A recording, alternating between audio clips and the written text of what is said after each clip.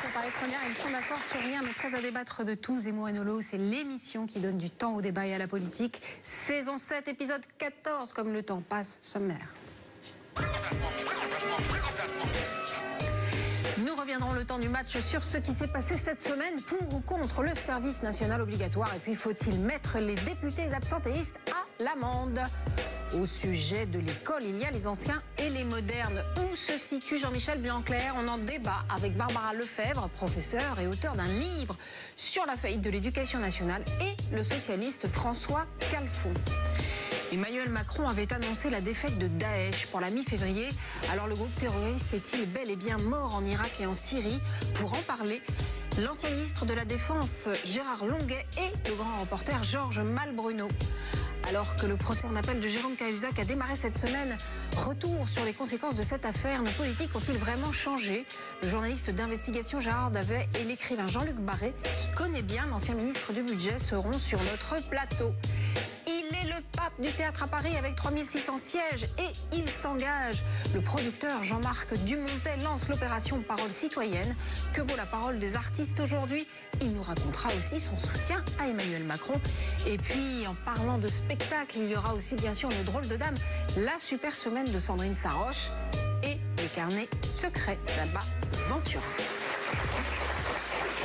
Allez, bonsoir messieurs, joie de vous retrouver. Je signale à vos amis et à tous vos ennemis qu'ils peuvent réagir sur les réseaux sociaux avec le mot dièse. ZenPP. Oh, un petit message, dis donc. Alors, on avait un message de Rémi qui nous dit: chers Eric, votre couple médiatique file le parfait amour depuis des années. Qu'avez-vous prévu pour la Saint-Valentin? Alors, Rémi aurait pu s'abstenir. Alors, qui fait la cuisine? Vous faites des petits plats, Zemmour? C'est sérieux cette histoire-là. Hein, moi, je déprime. Hein. Je passe la soirée de Saint-Valentin avec Zemmour. C'est pas ce que j'avais peut-être, moi. Des choses de plus glamour. Ah bah Zemmour, c'est glamour, non? Pas trop, non. Hein? C'est pas très féminin pour moi. Enfin, je sais pas, chacun ses critères, mais pour moi, il n'est pas du bon côté de la féminité. Enfin, voilà. Je le dis en toute amitié, évidemment. Vous êtes content de passer la soirée de la Saint-Valentin avec Nolo, vous? Je suis toujours content quand je suis avec Nolo. Oh, ils sont mignons.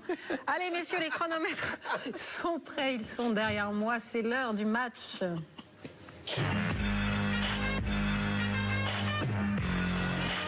Alors que la France a supprimé le service militaire en 97, Emmanuel Macron avait promis de rétablir un service national obligatoire et universel. Nouvelle confirmée cette semaine, mais ça a commencé par quelques couacs. Ce sera un service qui probablement n'aura pas un caractère obligatoire. Il faut que ce soit obligatoire. Oui, bien sûr. Il concernera toute la classe d'âge et il sera obligatoire. Aujourd'hui, mettre en place un service obligatoire sans bénéficier sur le plan militaire des infrastructures de l'armée pour accueillir ces jeunes, ça réduirait le temps du service militaire à quelque chose de très court, de très symbolique, d'un peu gadget, qui nous coûterait à la fois très cher et qui serait très peu utile. Aujourd'hui, je pense que c'est une mesure malheureusement qui était plus de la communication que quelque chose qui va être efficace. Alors, messieurs, justement... Oh, mais dites donc, une question d'Emmanuel. Bonne idée, mais vous, chers Eric, qu'auriez-vous préconisé comme rencontre entre la jeunesse et la nation? On sait que vous, Zemmour, vous ne croyez qu'au service militaire. Non, je ne veux pas dire ça. Mais non. Alors, Nolo? Entre la jeunesse et la nation, il y a une petite institution qui engage quelques personnes, quelques dizaines de personnes, ça s'appelle l'éducation nationale. Et moi, je pensais que dans ce cadre-là, on pouvait éventuellement... Comme on dit au foot, c'était téléphoné. Oui, mais enfin, je sais pas, il y a des millions de personnes qui travaillent pour le ministère de l'Éducation nationale. Là, c'est obligatoire, donc c'est pas la peine de rendre autre chose obligatoire. Je comprends pas très bien qu'on veuille sortir ces missions qui me paraissent revenir de plein droit à cette institution qui est l'éducation nationale. D'accord. Donc voilà. Dans le cadre scolaire. Et sur le service militaire? On vient de le voir, il y a le ministre des Armées, le ministre de l'Intérieur, le président de la Commission de la Défense de l'Assemblée nationale et le président de la République se sont contredits sur ce service, à la fois sur son caractère obligatoire et sur sa durée. Alors c'est une cacophonie qui peut paraître anecdotique, elle ne l'est pas à mon avis, parce qu'elle révèle ce qu'est ce projet. Ce projet est une spécialité française, ça s'appelle une idée à la noix. Alors, comment reconnaît-on une idée à la noix? C'est mon côté Michel Chevalet. C'est une idée à la fois coûteuse inutile et compliqué à mettre en œuvre. Alors tous les critères sont remplis haut la main par cette initiative. Je ne vois pas en quoi ça peut remplir les missions qu'on lui prête, les missions de civisme, de brassage social. Je pense même que ça ne va pas aller jusqu'au bout, parce que quand on va essayer de la mettre en œuvre, on verra que les difficultés pratiques sont très nombreuses et il y aura peut-être même des difficultés légales, puisqu'on nous apprend qu'on ne peut pas imposer en fait ce service national à des majeurs. Voilà. Donc je crois que Macron est prisonnier de cette promesse de campagne, qui est apparue d'ailleurs très tard dans sa campagne, sous l'influence de François Bayrou, et qu'il y a des promesses qu'on se grandit parfois à ne pas respecter quand elles coïncident avec des idées à la noix. Donc franchement, perte de temps, perte d'argent et perte d'énergie. Occupons-nous des vrais sujets. Oui, on dit entre 3 et 15 milliards par an pour une classe d'âge de 600 à 800 000 personnes. Vous avez fait votre service, vous, Eric? Coopération. Ah, où ça? Réservé aux bons élèves. Hein? Où ça? En Bulgarie. Ah oui, en Bulgarie. Il faut le vouloir, remarque, en même temps. Hein, oula. Ah ouais, sur le front de l'Est, moi j'étais le front de l'Est, oui. Et vous, c'est moi? Vous l'avez fait votre service? Ah non, moi je suis un grand malade, moi. Ah oui, remarquez ça. Quand ils m'ont vu, ils ont eu peur. Trop de maladies, ils m'ont dégagé. C'est vrai en plus. Alors, et cette histoire de service national? Je propose d'abord de breveter l'expression de Nolo, idée à la noix, I-A-N. Je te propose de... Ça, c'est parfait. Non, mais c'est toujours la même chose. Alors, plaisanterie mise à part, c'est pourquoi on a des idées à la noix. Je crois avoir compris quelque chose avec cette idée de service national. C'est parce que on regarde ce que ça a fait dans le passé et on croit qu'en le réinventant, ça va reconstituer la même chose. C'est-à-dire que le service national, on dit, ça brassait les générations, ça brassait les classes sociales. Ce qui était de moins en moins vrai. À notre époque, c'était déjà fini. C'était quand il y avait la guerre, en vérité. 14-18, ah bah oui, ça c'est sûr, ça a brassé les classes sociales. Mais depuis, ça s'est un peu étiolé comme système. Et en plus, surtout, c'est là où je veux en venir, c'est que ce n'est pas fait pour ça. C'était fait parce que depuis les guerres de la Révolution, on avait inventé les guerres de masse, l'appel au peuple, les guerres de l'Empire et surtout la guerre de 14, c'est-à-dire que tout le pays se mobilisait pour la guerre. C'était ça le service national. Et surtout dans un pays comme la France, je vous donne une idée, en 14, on était 40 millions, les Allemands étaient 60. Et en 40, on était toujours 40 millions, les Allemands étaient 80. Donc si vous voulez, on avait intérêt à ramasser tout le monde. Parce que même là, on était à 1 contre 2. Mais que je sache, on ne va pas se battre contre les Allemands. Non. Bon. Et donc je ne vois pas l'intérêt. Les armées n'en veulent pas. Les armées ne veulent pas du service national. C'est comme disait Emmanuel, un lien avec la nation, etc. Moi, je ferais bien mon service, ou je l'aurais bien fait. Non, mais c'est pas ça le problème. Je viens de vous expliquer qu'en fait, c'était un effet induit. Le lien avec la nation, ça a été un effet induit. Il est important aussi, cet effet induit. Il est très important, mais d'abord, Nolo a raison, et ça va être notre débat de tout à l'heure. Si l'école, c'était faite pour ça, normalement. C'est justement pour... Mais sauf qu'ils l'ont détruit. Mais ça va être notre discussion de tout à l'heure. Ouais. L'armée n'était pas fait pour ça. L'armée, c'était pour la guerre. Sauf que la guerre, maintenant, ça se fait avec des professionnels. Ce qui est un peu étrange, c'est cette volonté, par des mesures un peu étranges, de reconstituer la communauté nationale. Exactement. Sans s'attaquer aux causes qui ont dissous cette communauté. Tu parles d'or, Nolo, là. Alors là, sérieusement, tu parles d'or. Non, mais c'est un peu étrange, c'est-à-dire que c'est le principe de la poudre de perlimpinpin. On jette de la poudre de perlimpinpin, on se dit abracadabra, la communauté nationale est restituée parce que des gamins vont traîner pendant, alors certains disent 3 mois, d'autres 6 mois, à pas faire grand-chose. Il faut être honnête, il y a 800 000... naissance en France à faire des classes d'âge, donc disons les 800 000 vont pas faire leur service, mais 600 ou 700 000, qu'est-ce que vous allez faire de 600 000 ou 700 000 gamins? La plupart vont perdre leur temps. Donc vraiment, de quelque point de vue qu'on le considère, je trouve cette mesure complètement inapte. Et je pense qu'on remarquait, il y aura un avantage, c'est qu'on s'amuserait. Pourquoi? C'est-à-dire que vu que les gamins aujourd'hui ne se mélangent pas en vérité, ils se mélangent beaucoup moins que dans notre génération, ou moi je vois mes enfants, c'est très intéressant, entre les classes sociales, entre les origines ethniques, religieuses, etc. Il y a 1000 fois moins de mélange que de notre temps. Donc ça serait intéressant de voir comment ça fonctionnerait, parce que je pense que ça pèterait très vite. Bon, écoutez, à suivre, à suivre ou pas. Je crois qu'il y a un fait historique, c'est que Éric Zemmour a 2 minutes 21 et que vous en avez 2:30. Je crois que là, c'est un petit cadeau de Saint-Valentin. C'est son cadeau de la Saint-Valentin. Il vous a donné 9 secondes. Merci. Allez, on passe au second match. Quand il dit des choses intéressantes, c'est normal, je le laisse parler. Donc, en 10 ans 9 secondes en 10 ans, c'est sympa. Ça voilà, voilà. Le président de l'Assemblée nationale, François de Rugy, veut sanctionner les députés multirécidivistes de l'absence. Il a été traité de petit comptable par le patron des députés LR, Christian Jacob, et de surveillant général par Jean-Luc Mélenchon de la France Insoumise. Rappelons qu'un député gagne 7 185 € bruts mensuels avec des avantages en nature, notamment sur les transports, etc. Alors, c'est pas de la démagogie quand je rappelle ça, mais simplement pour vous, Éric, est-ce que c'est une vraie moralisation ou est-ce que pour le coup c'est de la démagogie pure? Bon, d'abord, l'absentéisme des parlementaires, c'est une vieille histoire, mais même une très vieille histoire. Ah oui. La Troisième République, déjà, voilà, on en parlait. c'est un des marronniers. C'est curieux quand même, parce que les Anglais, ils sont là, au Parlement. Non, mais restons en France. Ouais. L'absentéisme des parlementaires français, c'est un des marronniers les plus robustes et les plus feuillus. Alors, on va rappeler quelque chose. Normalement, les députés, ils sont dans leur circonscription. C'est le scrutin majoritaire et uninominal. Avant, il y avait le cumul, et donc ils faisaient tout le temps, ils étaient tout le temps en campagne, ils étaient assistantes sociales, chefs. Ouais, donc ils ne pouvaient pas être tout le temps à l'Assemblée. Non, mais pour être équitable, il faut rappeler que le travail d'un parlementaire, c'est pas seulement être en séance, il y a le travail en commission qui est extrêmement important, et le travail des multiples enquêtes parlementaires. Donc c'est pas parce que le type est pas là le jour du vote qu'il ne fait rien, la commission, en fait, ou qu'il est parti à la pêche à la ligne. Les commissions, c'est essentiel. Sauf que c'est pas formé. Quand le président allemand vient à l'Assemblée nationale, vous avez vu en janvier Wolfgang Schäuble, il y avait personne, c'est quand même un peu indélicat. Hein. Non, excusez-moi, mais j'essaye d'être équitable.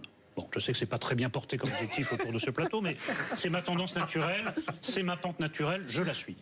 Ensuite, il est vrai qu'il y a, en certaines occasions, il y a un nombre anormalement bas de députés. Bon, moi je crois que le fond de l'affaire, c'est pas ça, c'est que les députés ont beaucoup de mal à accepter qu'il leur faut rentrer dans une forme de normalité et de régime commun. On a vu ça sur le régime des retraites, qui était assez scandaleusement favorable, ils ont beaucoup freiné, des allocations en chômage, c'est la même chose, et des remboursements de frais qui étaient... Bon, on va utiliser un autre adjectif, pas équitable, mais opaque, on va redire ça pour être gentil, voilà. Donc on les ramène peu à peu à la raison, mais ils résistent, et pour résister, ils sortent l'arme de disqualification massive, ils disent c'est de la démagogie, c'est de l'anti-parlementarisme. Non, ils reviennent simplement à une situation normale, parce que cette situation a été très longtemps anormalement favorable aux députés. Voilà, ils apprendront, c'est lent, mais ils apprendront. Moi, je pense quand même que c'est de la démagogie. Si de Rugy veut absolument améliorer la présence, il peut faire comme au Parlement européen, c'est-à-dire faire l'inverse, ne les payer que s'ils sont là. Ah, c'est pas mal ça. Au Parlement européen, c'est comme ça. Donc ça, c'est une première chose. Deuxièmement, il faut toujours essayer de revenir pourquoi il y a tous ces privilèges. Et là, je te rejoindrai davantage. C'est-à-dire qu'auparavant, sous la Troisième République, sous la Quatrième République, le Parlement, c'était le pouvoir. Et comme toujours, quand on a le pouvoir, on a des privilèges. Sauf que depuis la Ve République, il y a eu 2 étapes en gros. Il y a le général de Gaulle et Michel Debré qui leur ont enlevé la moitié de leur pouvoir et l'Europe qui leur a enlevé l'autre moitié. En vérité, les députés ne servent plus à rien. Moi, j'ai discuté avec des députés, avec des sénateurs. Ils me disent que c'est impressionnant. C'est-à-dire que quand ils proposent quelque chose, le membre du gouvernement se lève en disant « contraire à la directive européenne, machin ». Et mon ami sénateur me dit ils font même pas semblant d'argumenter. C'est dégage. Il y a la directive qui est contraire. C'est ça aujourd'hui le Parlement. Et sur tous les sujets. Donc évidemment, c'est terrible pour eux, et c'est terrible pour la démocratie, et donc c'est ce qui explique que oui, on va réduire le nombre, qu'on va, etc. Parce qu'en fait, ils ne servent plus à rien. Ils n'ont plus rien de la souveraineté originelle. Ce que tu dis n'est pas faux, mais il n'en reste pas moins qu'objectivement, les privilèges, même dans le cadre que tu as défini, étaient exorbitants.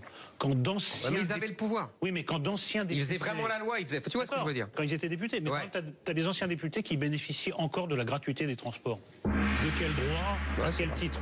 Non, mais il fallait quand même remettre à plat. T'as pas tort. On est dans une entreprise de moralisation puis d'assainissement des finances publiques. Il me semble quand même normal que la représentation... C'est pas ça qui ruine les finances publiques. D'accord, mais enfin, c'est une question d'exemplarité. Oui. Il me semble que la représentation nationale devrait être concernée au premier chef, c'est eux qui font les lois.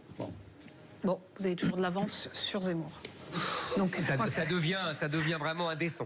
Plus que 3 semaines d'avance sur Zemmour. Bien, merci messieurs. C'est maintenant l'heure du grand duel.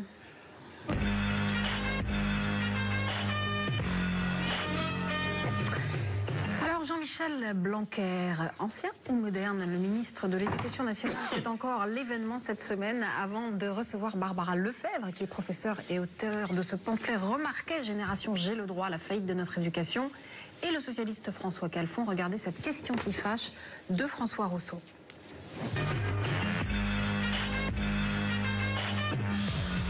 Cette semaine, le ministre Blanquer passe au tableau. Est-ce que vous savez qui est Albert Camus? Lundi, rapport sur les maths à l'école. Les mathématiques, c'est la vie. Ce mercredi, réforme du bac au Conseil des ministres. Demain, son premier grand oral en prime time. Bonsoir à tous. Pas une semaine sans annonce. Et cette première question, est-il voulait être le premier de la classe? J'insiste beaucoup sur les fondamentaux, lire, écrire, compter, respecter autrui. C'est son premier programme, faire la leçon à sa prédécesseur Najat Vallaud-Belkacem. Lire, écrire, compter, respecter autrui, ça aussi, ça devrait rassembler tout le monde. Il balaye sa réforme du collège, réinstaure les classes bilingues et la semaine de 4 jours. Oui, il n'est jamais trop tard pour bien faire. Et ce n'est pas tout. Le redoublement, ça fait longtemps qu'on a fait nos annonces sur le sujet. Nous considérons qu'il est inefficace. Non, c'est absurde. Blanquer, bon joueur d'échecs, est un tacticien. Il commande rapport sur rapport. Moi, j'évolue en écoutant. Désarçonne la gauche et séduit la droite. C'est un visionnaire et moi, je partage un grand nombre de ses visions. Après 2 années, j'allais dire, de verrouillage de l'éducation par Najat Vallaud-Belkacem à l'égard de la région Île-de-France, eh bien, on avance la main dans la main sur toute une série de sujets.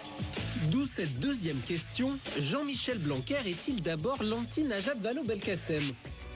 Classé à droite, ancien jupéiste, ses détracteurs le dépeignent aussi en libéral. C'est l'idéologue de la droite. Il pense que les écoles doivent se gérer comme des entreprises, que le chef d'établissement doit choisir le personnel et fixer la paye. Pardon de vous dire, c'est pas l'idée que je me fais de l'école républicaine. Mais Jean-Michel Blanquer est avant tout un nostalgique, favorable au retour des chorales à l'école, au port de l'uniforme, à l'apprentissage de la Marseillaise et contre les portables dans les collèges. Quelques-unes des critiques que j'adresse depuis longtemps aux politiques scolaires ont porté aujourd'hui Jean-Michel Blanquer est sensible à ce qu'avec d'autres je dis depuis longtemps. Je n'ai jamais cherché à faire moderne. Je crois que je le suis, mais je ne cherche pas non plus à faire classique. Je le suis par certains côtés et j'en suis fier, je n'ai aucun problème avec ça. Alors, question qui fâche, le nouveau ministre est-il moderne ou réactionnaire? Voici Barbara Lefebvre. Bonsoir madame, c'est par ici.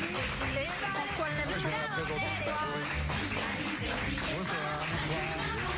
Alors évidemment, on vous a fait entrer sur France Gall. Bon, un petit classique, comme la petite robe noire. Bonsoir madame. Bonsoir. Vous êtes professeur d'histoire-géographie.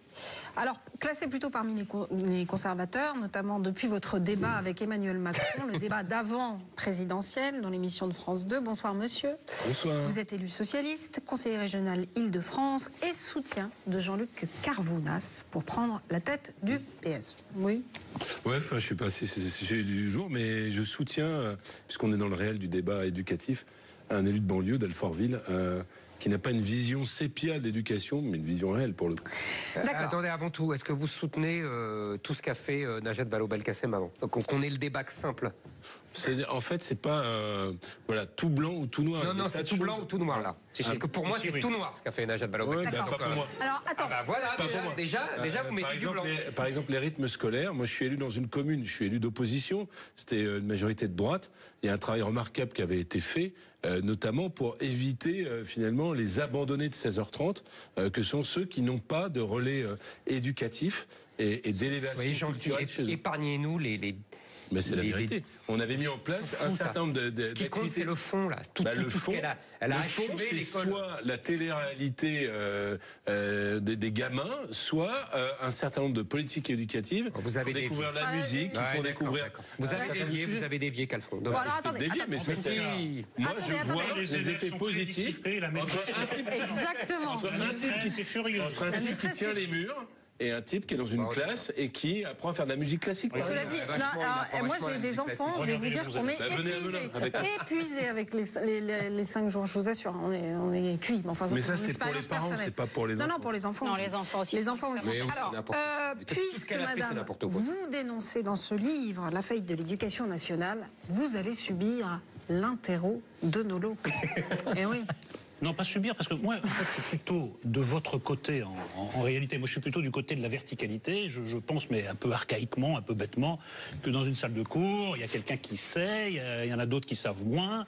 Et à la fin du cours, ceux qui savent moins en savent un peu plus. Et moi, je suis très reconnaissant à mes maîtres scolaires, à mes maîtres universitaires, d'être sortis à chaque fois de leur cours un peu moins ignorants que je n'y étais entré. Donc c'est pas ça le débat.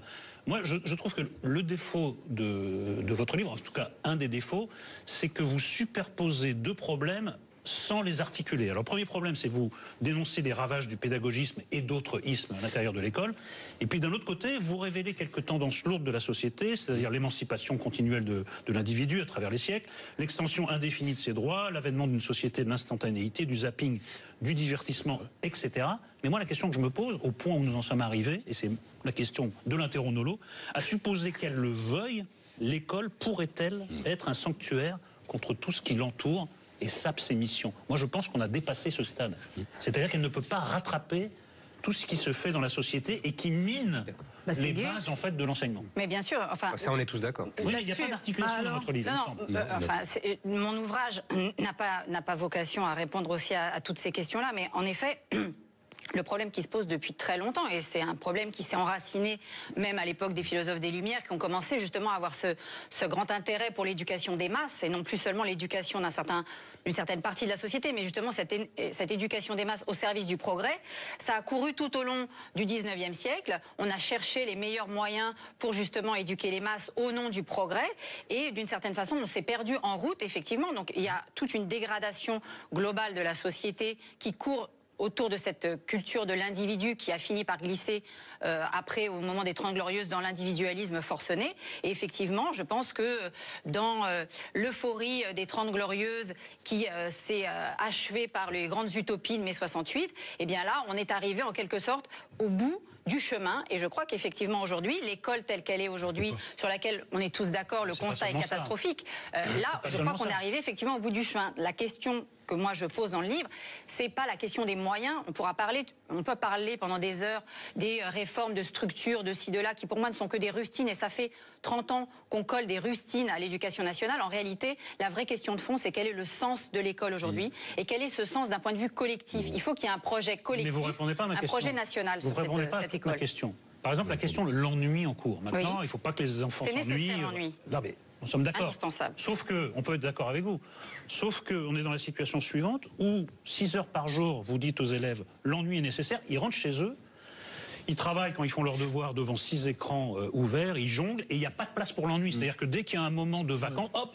donc est-ce que l'école peut cohabiter avec un système de société qui est à l'opposé de ce qu'il essaie d'instaurer? La problématique que vous posez, elle est majeure. D'ailleurs, le sous-titre de mon livre, c'est la faillite de notre éducation. C'est pas la faillite de l'éducation nationale. C'est la question aussi de l'engagement parental. La façon dont les parents, aujourd'hui, constituent un environnement sécurisant, affectueux et sécurisant, mais en même temps une forme d'autorité. C'est-à-dire que les parents ont un objectif qui est un objectif de constituer une butée. La contrainte éducative, l'école, c'est une contrainte sociale, c'est aussi une contrainte éducative, mais les premiers éducateurs de l'enfance sont les parents. Donc effectivement, aujourd'hui, on a un problème d'éducation parentale, mais qui là aussi court sur des décennies. C'est pas les parents d'aujourd'hui qui posent un certain nombre de problèmes, c'est les parents qui sont déjà les parents, les baby-boomers de 68. Vous avez un point de vue de polémiste. Le problème, c'est pas du tout, non. Non, mais laissez-moi juste développer. Le problème, c'est que on pourrait vous suivre dans le monde d'avant Internet. C'est-à-dire qu'il y avait un débat. Est-ce que finalement le apprendre à apprendre, le jouisser sans entrave, ça tient lieu de politique éducative versus l'encyclopédisme? Et moi, j'étais plutôt du genre l'encyclopédisme, finalement apprendre l'effort et ces choses-là. La vérité, c'est deux phénomènes que vous ne tenez pas en compte, vous prenez pas en compte. D'abord, vous avez une évolution majeure de la population scolaire. Vous pouvez faire ce que vous voulez. Le fait même que nos écoles, finalement, soient des résultantes de la démographie, change la donne. La deuxième chose. Oui, mais il faut en parler. Eh bien, il faut en parler, évidemment. Mais elle en parle. La deuxième chose qui m'apparaît majeure, c'est que le sujet n'est plus de savoir si on apprend à apprendre ou si on est dans l'encyclopédisme. Le sujet est dans la population telle qu'elle est, avec le décrochage scolaire, tout ministre confondu, et peut-être qu'il continue. Comment on fait pour revenir sur des fondamentaux, c'est-à-dire lire, écrire, compter. Et donc là, je me permets, puisqu'il y a deux débats en un, de dire que par exemple le dédoublement des classes, dès lors que c'est pas finalement du slogan, qu'il y a les moyens qui suivent, parce qu'il y a un sujet de moyens, c'est quelque chose de très délicat. L'idée qu'on va revenir, et moi j'adore Régis Debray par exemple, mais l'idée qu'on va revenir poudre de perlimpinpin, vous en parliez tout à l'heure, et moi par ailleurs je suis plutôt favorable au rétablissement du service national, mais d'un coup de baguette magique par la sanctuarisation, en fait j'ai discuté sur le plateau avant que les caméras ne s'ouvrent, en fait finalement en verrouillant l'institution scolaire malgré la société, ça ne marchera pas. Il faut reprendre des fondamentaux avec ce que la société. La question des supports technologiques, c'est encore une fois se poser regarder par le petit bout de la lorgnette, c'est se poser la question des moyens. La pédagogie, c'est ça. La pédagogie, c'est quels moyens on utilise, mais à une certaine fin. Et la fin de l'éducation, me semble-t-il, c'est l'acquisition de savoir. Donc moi, qu'on acquiert des savoirs avec des tablettes, pas des tablettes, la question ne se pose pas vraiment, même si j'ai un avis sur cette question. Je pense que la graphie est encore très importante. Il ne s'agit pas juste de tapoter. Mais la question n'est pas là. La question, c'est comment est-ce qu'on apprend aujourd'hui aux élèves déjà à lire? Parce que vous me parlez des supports, Internet, etc. Internet, c'est formidable. Internet, ça je dis que ça change, change le rapport à la concentration, le rapport à l'individu. Et c'est pas simplement l'avènement de 68 et d'individualisme. C'est exactement ce que disait Nolo. On a des technologies qui sont transformantes de la personnalité. C'est la satisfaction immédiate qui est partout. Oui, mais la vraie question aujourd'hui, c'est est-ce que nous avons encore des élèves de tout milieu, je parle bien de tout milieu socio-économique, qui savent encore véritablement lire, c'est-à-dire au sens de la lecture-compréhension. Est-ce qu'ils sont capables de comprendre finement ce qu'est... Non, c'est pas du tout réactionnaire. Alors, mais bien sûr qu'elle a raison. C'est un peu réactionnaire. Non, pas du tout. Parce que quand moi je vois les travaux d'expérimentation... Excusez-moi, parce que le petit adjectif réactionnaire pour tuer tout débat... Non, pas du tout. La réaction, c'est magnifique. Non, je pense pas, parce que Blanquer est plus subtil que ça. On est con le discours, écoutez, ça fait des siècles. Non, mais les résultats des choristes, ça marche pas. À un moment donné, il faut passer à d'autres méthodes. Vous êtes complètement dans les clichés. Messieurs, laissez parler Madame Lefebvre. Non, mais bien sûr, mais elle finit. Finissez, Madame. Ça me fait beaucoup rire d'entendre un type prétendument de gauche, prétendument républicain, expliquer qu'on ne peut rien faire contre la société. Je rappellerai à M. Calfon. C'est exactement ce que vous avez dit. C'est exactement ce que vous avez dit. Et donc, pas simplement plaquer les méthodes d'hier. Je vous rappellerai que la République, sous la Troisième République, que Jules Ferry a arraché les gosses à leurs parents paysans pour les emmener à l'école et qui leur a expliqué que Dieu c'était du pipeau et que les instituteurs relisaient Pagnol et compagnie, ça c'était pas contre la société. Alors ça non, ça on n'y allait pas contre la société. Mon cher Calfon, vous me faites rire. Ça vous arrangeait. Alors évidemment vous trouvez ça formidable. Et ben aujourd'hui c'est la même chose. L'école doit être un sanctuaire contre tout ce qui vient de l'extérieur. Mais si, on y est arrivé. On est arrivé sous la Troisième République. Et là, peut-être qu'on va pouvoir se retrouver. Le sanctuaire, ça doit surtout être un sanctuaire des savoirs. Des savoirs culturels exigeants pour tous. Or, aujourd'hui, on a déconstruit l'enseignement de la langue française. À partir du moment où vous déconstruisez... Oui, mais c'est ça, la vraie inégalité des chances. Ça, c'est votre copine. La gauche, c'est tout le temps l'égalité des chances. La vraie inégalité des chances, c'est l'impossibilité aujourd'hui de maîtriser la langue commune qu'est le français. Et être en dehors des clichés. Sous la Troisième République et Jules Ferry, on n'arrache pas simplement les gosses. Il y a un sens de la société, il y a un sens de ce qu'est le progrès. Et donc, à partir de là, vous avez un modèle contre un autre. Si le modèle... Non, mais c'est quand même ça. On en a parlé en coulisses. Si le modèle, c'est simplement la performance managériale qui serait... C'est pas ce qu'elle dit du tout. C'est ce que je dis. Écoutez-moi jusqu'au bout. Ah bon. Le problème, c'est que simplement, on a une école qui dit... ce que vous dites, c'est on arrache les gamins à leur milieu, à leur ennui, à leur incapacité, mais quel est le sens du vivre ensemble? Il n'y en a pas. Mais si. Ah bon, mais moi je ne le vois pas. J'aimerais le voir davantage. Alors elle raconte très bien, parce qu'il y a deux choses. Vous avez dit tout à l'heure très justement, il faut tenir compte de la démographie. Et elle le raconte. C'est pour ça que je trouve qu'il y a un décalage entre le titre et ce que vous racontez vraiment dans le livre. Parce que le titre, Génération du droit... Franchement. Comment? Le titre, c'est un peu, voilà... attendez, vous m'avez pas laissé, j'ai pas fini. C'est un titre, je ne sais pas que vous ayez lu le livre. C'est un titre. Le titre est très bien, mais il est en décalage avec ce qu'elle raconte. Pourquoi? Parce que le titre, c'est une critique assez convenue, parce qu'on l'a beaucoup fait, etc., de l'individualisme post-68 Moi-même, j'ai écrit là-dessus, on en a nombreux à avoir écrit là-dessus, sur l'alliance entre les libéraux et les libertaires. Michéa a été notre maître à tous et on a tout. C'était très bien. Bon, voilà. D'accord. Tout ça est réglé. En revanche, dans votre livre, et c'est là où ça devient beaucoup plus intéressant, c'est que vous montrez de l'intérieur la désagrégation de l'école par la démographie, par les nouvelles populations issues de l'immigration et de l'alliance de ces populations avec nos amis de gauche, bien pensantes. Si, monsieur Calfon, tous ils sont tous de gauche. Ont paupérisé le recrutement enseignant. Non, je parle pas de moyens, moi. Ah ben si, je parle d'idéologie. Laissez-moi finir. Non, pas du tout, pas du tout. C'est une question d'idéologie. Elle explique. La gauche qui a inventé les je dis pas d'un bloc, madame. Je vous recommande, parce que vous allez comprendre ce qu'a fait votre copine Najat. Je vous recommande son chapitre sur les OCC. Vous allez comprendre. Mais vous jetez des anathèmes, Zemmour. Je pense que vous avez rien compris. Vous savez, je suis capable de comprendre. Oui, je sais, c'est vrai. Justement, c'est pour ça que je vous incite à lire, parce que vous avez développé votre lecture-compréhension. Donc, je vous recommande... Non mais attendez, c'est vraiment les choristes. Hein. Ils voudraient une règle. Est-ce qu'il y a une règle en fer sur le plateau? Parce qu'on va tendre les doigts quand même. Hein. C'est quand même terrible comme ça, moi. Ouais, mais moi aussi. Vous voyez, on me tirait les oreilles, vous voyez le résultat. Moi aussi, vous l'avez vu également. Et j'avais la blouse grise. Et je m'en porte pas plus mal. Je finis, sérieusement. Il y a un chapitre que je vous recommande, plaisanterie mise à part, remarquable, sur l'histoire. Comment les pédagogistes et les gens autour de Najat Vallaud-Belkacem, qui ont fini le boulot, en vérité, là vous avez raison, c'est que les ministres de droite se couchaient devant les mêmes, vous avez 1000 fois raison. Comment ils ont changé, détruit délibérément le roman national pour inventer un nouveau roman post-national. Je finis. Je finis, c'est écrit noir sur blanc. Un roman post-national. Je finis avec les Sarrasins, nos ancêtres à la place des Gaulois. Oh là, vous êtes en plein délire Zemmourien.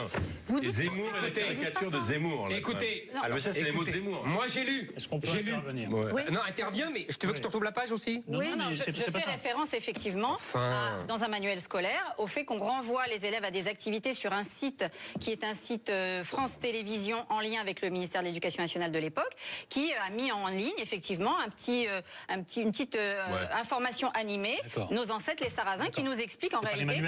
Non, vous avez lu les manuels des enfants, vous avez lu les manuels des enfants. J'ai fait par ailleurs effectivement un long article qui est paru il y a quelques années sur la façon dont l'islam est enseigné dans les manuels scolaires. Et effectivement, je constate. Mais oui, gordien, c'est l'islam. Mais oui, c'est un des nœuds gordiens. Oui, monsieur si vous permettez juste que je termine. Vous seriez peut-être ravi de savoir que Souad Ayada, la nouvelle présidente du Conseil supérieur des programmes, rejoint tout à fait ce constat en reconnaissant aujourd'hui qu'il y a un problème de l'enseignement du fait religieux, c'est-à-dire qu'on n'enseigne pas notamment l'histoire de l'islam d'une façon proprement historique, mais d'une façon tout à fait idéologique. Et donc là, on a un véritable problème. Et c'est ce problème-là que je soulève. Voilà, oui, allez-y. Un autre point. Moi, je ne vais pas ouvrir le débat sur le roman national. Moi, je suis très réservé sur cette mais motion. Mais vous aussi, vous l'êtes, madame, en tout à fait. Moi, je suis favorable à ce que dit toujours Flaubert, enfin ce qu'a écrit Flaubert dans sa correspondance, c'est-à-dire que l'histoire est toujours le regard du présent sur le passé et que donc elle doit toujours être à refaire. Il disait l'histoire romaine, on doit la refaire tous les 20 ans. Nuancé. Oui. Non, mais bien entendu. Mais excusez-moi, le problème aujourd'hui, si vous permettez. Non, pas du tout. Et supposément l'islam qui est une bombe interne. C'est pas ce qu'elle disait. C'est pas en parlant forcément très fort que vous allez vous faire entendre. Je parle normalement, vous parlez. La question, si vous voulez, qui est posée sur la question du roman national, c'est pas celle-là. Aujourd'hui, on a un certain nombre de ces pédagogistes, de ces idéologues qui justement ont une vision tout à fait idéologique de l'histoire. Moi, l'histoire, justement, je ne considère pas qu'elle est au service du progrès. Elle n'est pas au service du progrès. Il n'y a pas une visée téléologique de l'histoire. L'histoire n'a pas un but, une finalité. L'histoire, c'est un enseignement qui nous permet de nous enraciner, qui nous permet de comprendre quel est notre héritage commun, notre héritage culturel. On est ailleurs, là, on est dans l'hyperespace. Non, on est au contraire au cœur du sujet. Parce que c'est là qu'on a déraciné justement culturellement, notamment les nouveaux venus, qui étaient nécessaires d'intégrer à ce récit national et à ce récit français. C'est là qu'il y a le problème. Non, mais j'ai fait une parenthèse sur le roman national, mais c'est pas là où je voulais en venir. C'est monsieur Zemmour. Oui, bien sûr. C'est moi le coupable, comme d'habitude. L'islam et le roman national, c'est toujours Zemmour. Il y a un chapitre entier, je te signale, aimablement. Je suis d'accord, j'ai lu. Moi, je le lis. Moi, simplement. Non, il n'a pas fait de hors-sujet. Je vois que le dernier chantier, c'est pas l'histoire, c'est les mathématiques. Résultat catastrophique. Or, là, on a un réflexe qui n'est pas idéologique, si on se dit, ça marche pas ici, ça marche ailleurs. Allons voir ce qui se passe ailleurs. Est-ce que pour vous, c'est une piste? Alors, pour les mathématiques, il paraît que c'est Singapour, le paradis des maths. Pour ce qui est de l'apprentissage de la lecture, il y a des résultats extrêmement, bien supérieurs à ceux de la France dans les pays scandinaves. Est-ce que vous pensez que c'est une piste, ça? Bien sûr, mais la formation des enseignants pose un énorme problème aujourd'hui. Pas tellement en termes de structure, mais aux mains de qui a été mis la formation des enseignants depuis 30 ans, 40 ans. ça, c'est vrai. On l'a mis entre les mains d'un certain nombre d'idéologues et d'experts, de théoriciens. Moi, je dis, la pédagogie, c'est une activité de praticien. L'enseignant est un pédagogue. Pédagogue, en grec, ça veut dire celui qui guide l'enfant. Donc, effectivement, pour que le maître soit véritablement le guide de l'élève, il ne faut pas qu'il soit derrière l'élève, il faut qu'il soit devant, puisqu'on ne veut plus qu'il soit en haut, évidemment, puisqu'il ne peut plus y avoir de rapport de hiérarchie et de verticalité, mais au moins qu'il soit devant, qu'il guide les élèves. Or, le pédagogisme, c'est quoi? Ce sont tous ces théoriciens, ces experts en, je mets ça entre guillemets parce que moi, l'expression m'insupporte, en sciences de l'éducation, qui viennent plaquer des réalités qui n'ont aucun sens et qui ont formaté, mais depuis plus de 30 ans, les enseignants. Donc aujourd'hui, il y a une véritable politique de formation des enseignants pour justement remettre la pédagogie au cœur et non plus le pédagogisme, c'est-à-dire des théories fumeuses qui sont pour la plupart très jolies, très utopistes et qui nous viennent parfois de la fin du 19e siècle, parce qu'il faut quand même le savoir. Aujourd'hui, la lecture globale, etc., qui a encore cours, parce que quand on nous dit c'est pas vrai, on fait plus de... Attendez, elle finit. C'est le cœur du sujet. Monsieur, vous avez peut-être des enfants qui parlent, qui savent encore lire et écrire et qui peuvent lire. À vous leur avez appris, c'est à l'école de leur apprendre cela. C'est pas à vous, justement. Parce que vous avez le parachute culturel qui leur permet justement de compenser les erreurs. On essaie d'avancer dans le débat. Les oppositions de style, pour moi, n'ont pas de sens. Le pédagogisme, c'est une catastrophe. C'est pas que j'étais contre vous, c'est que je suis d'accord. Bon, donc on va pas dire. Alors ça, c'est extraordinaire. Non, mais tout le monde est d'accord. Attendez, juste laissez-moi terminer. Et simplement, et c'est là où la question de Nolo était pertinente, évidemment, madame a répondu à côté. C'est pas parce que ça ne marche pas et qu'on a une méthode qui ne fonctionne pas que la réponse est dans ce que vous avez fait, la dénonciation du pédagogisme. Sur les maths, il y a effectivement entre guillemets, la méthode miracle de Singapour. La méthode miracle de Singapour, c'est pas la blouse blanche et Jules Ferry, c'est autre chose. Mais on vous a jamais dit ça. Mais c'est moi qui vous dis, j'ai le droit de parler et mettre une idée.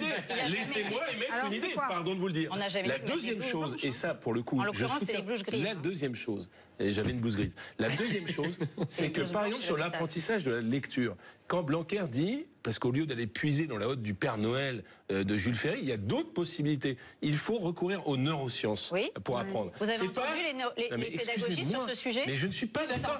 Arrêtez de refaire le match sur les pédagogistes. Je suis d'accord avec vous là-dessus. Simplement, là où je ne suis pas d'accord, c'est que le recours au passé mythique ne règle pas les choses. Il est hors de question d'avoir un recours au passé mythique. Et tout à l'heure, quand on a commencé le débat, moi, dans ce débat, mais avant que la société se transforme radicalement, j'étais évidemment du côté des encyclopédistes plutôt que des pédagogistes. Mais ce que je dis aujourd'hui, c'est que si nous voulons du résultat pour faire en sorte que les enfants apprennent à lire, écrire, compter dans la société telle qu'elle est, je m'en satisfais pas. Eh bien, il faut avoir recours à d'autres méthodes. Le dédoublement des classes est une bonne méthode en ZEP et pourquoi pas ailleurs qu'en ZEP.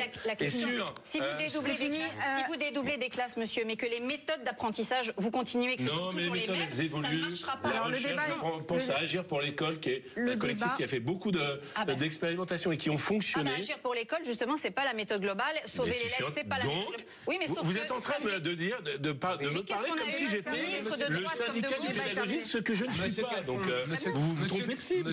Monsieur Zemmour, le débat est terminé. Non, mais monsieur Calfon, ce qui est un peu agaçant, c'est que... Donc, ce qu'on va faire, c'est que vous allez nous dire en 2 mots si vous êtes pour ou contre Jean-Michel Blanquer, si vous avez confiance en lui. Lui, il dit lire, écrire, compter, respecter l'autre. Il dit que c'est le chevènement le disait. Voilà. Je ne peux pas être contre des principes. Est-ce que vous êtes... C'est pas une question, vous avez confiance en lui, Anaïs. Évidemment qu'il est d'accord avec ça. Est-ce que vous avez confiance en lui? Moi, j'ai confiance en lui dans la mesure où ça ne restera pas de l'ordre de la communication. Pour moi, aujourd'hui, le plus important, c'est de redonner à l'école son sens. Et pour moi, la principale mission de l'école, c'est la mission culturelle. Derrière la mission morale, la mission utilitaire éventuellement, mais la première et principale mission aujourd'hui de l'école, c'est la mission culturelle. Il faut absolument reprendre l'enseignement des fondamentaux, permettre à tous les enfants de la République de pouvoir lire, écrire et comprendre. Oui, mais aujourd'hui, c'est un véritable désastre. On est dans une situation de quasi-illettrisme pour près d'un tiers des élèves qui entrent au collège. Donc pour moi, aujourd'hui, l'essentiel des mesures qui doivent être portées sur la maternelle et le primaire. Le collège et le lycée, pour moi, c'est secondaire. Vraiment le plus important, et c'est même la maternelle. et je dirais même la petite enfance, mais c'est pas le sujet. Il faut vraiment mettre le paquet sur la maternelle et le primaire et travailler énormément sur la formation des enseignants. Non, mais ce qui est étonnant, c'est quand même tout le monde est pour Blanquer, en fait. Quand le ciel est bleu, on constate. Non, mais ce que j'ai voulu dire, c'est parce que les gens comme Calfon ont été vaincus et n'assument pas leur débat et leur position depuis 40 ans. Mais oui, c'est ça la vérité, Calfon. C'est que vous avez porté politiquement, je dis pas vous comprenez ce que je veux dire, vous incarnez une politique. Et là, comme effectivement il a mené au désastre, comme c'est juin 40, vous dites ah ben non, effectivement il fallait mettre des chars. Non mais moi j'ai toujours dit, attendez, je comprends, mais j'ai toujours dit que le pédagogisme était finalement quelque chose qui n'allait pas dans le bon sens. On vous a pas entendu à l'époque. C'est la fête de Michel Rousseau. Vous l'avez pas dit à Najat, parce qu'elle a rien compris au jeu. Mais ça n'a pas de sens. Mais arrêtez de fixer sur Najat, la pauvre. Vous voyez une forme de fixation. Il y a eu plusieurs ministres, il y avait Vincent Payon. Et vous fixez pour des raisons que je ne comprends pas sur Najat Vallaud-Belkacem. C'est la pire, on les comprend très bien. C'est la pire. C'est Nolo qui le dit. Il ne faudrait pas oublier non plus le désastre. C'est la pire. Il ne faudrait pas oublier non plus le désastre. À l'époque, c'était François Fillon qui nous a imposé ce désastre, qui était le socle commun de compétences. Parce que ça aussi. Ça, c'est un autre sujet qu'on n'a pas abordé. On l'abordera pas. Non, mais elle montre très bien comment l'Europe a pourri complètement l'éducation nationale. Je rigole pas. Je suis d'accord, mais je reconnais vos. Non, à l'école des compétences, oui, à l'école de la culture. Bref, ça n'a aucun sens pour ou contre Blanquer. On en reparle dans 5 ans, puis voilà. Pour une fois. Non, mais en général, les ministres de l'éducation nationale s'attirent les foudres assez rapidement. Lui, c'est pas le cas. Le côté, la blouse grise, la Marseillaise, c'est bien, mais on n'en est plus là, mais c'est bien, moi je suis pas contre. Le vrai sujet, c'est celui qui a été indiqué, là vous êtes plutôt d'accord avec ce que dit Blanquer, c'est de reprendre les fondamentaux à la base, c'est-à-dire au CP, sur l'apprentissage de la lecture. Il ne s'est pas attaqué aux maths, mais évidemment que c'est catastrophique en maths, et pour des raisons culturelles. La France est une grande nation mathématique et utilitaire, puisqu'on a besoin beaucoup plus, messieurs et mesdames les journalistes, de codeurs et de mathématiciens que de journalistes. Et la France est aussi une nation littéraire, donc il faut absolument donner à nos élèves le goût de la littérature et l'amour de la littérature. Mais ça, on est d'accord. Et vive la littérature. Allez, merci beaucoup d'être venu sur ce plateau. Merci madame. Merci monsieur. Je rappelle madame le titre de votre ouvrage Génération, j'ai le droit, la faillite de notre éducation. Vous allez le lire et vous allez proposer un nouveau titre. Voilà. Même le droit et aux éditions Albin Michel. Allez, c'est maintenant l'heure de la récré avec Sandrine Saroche.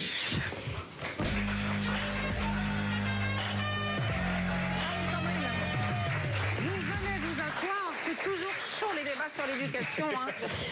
Mais on va vous faire le coup de la pub.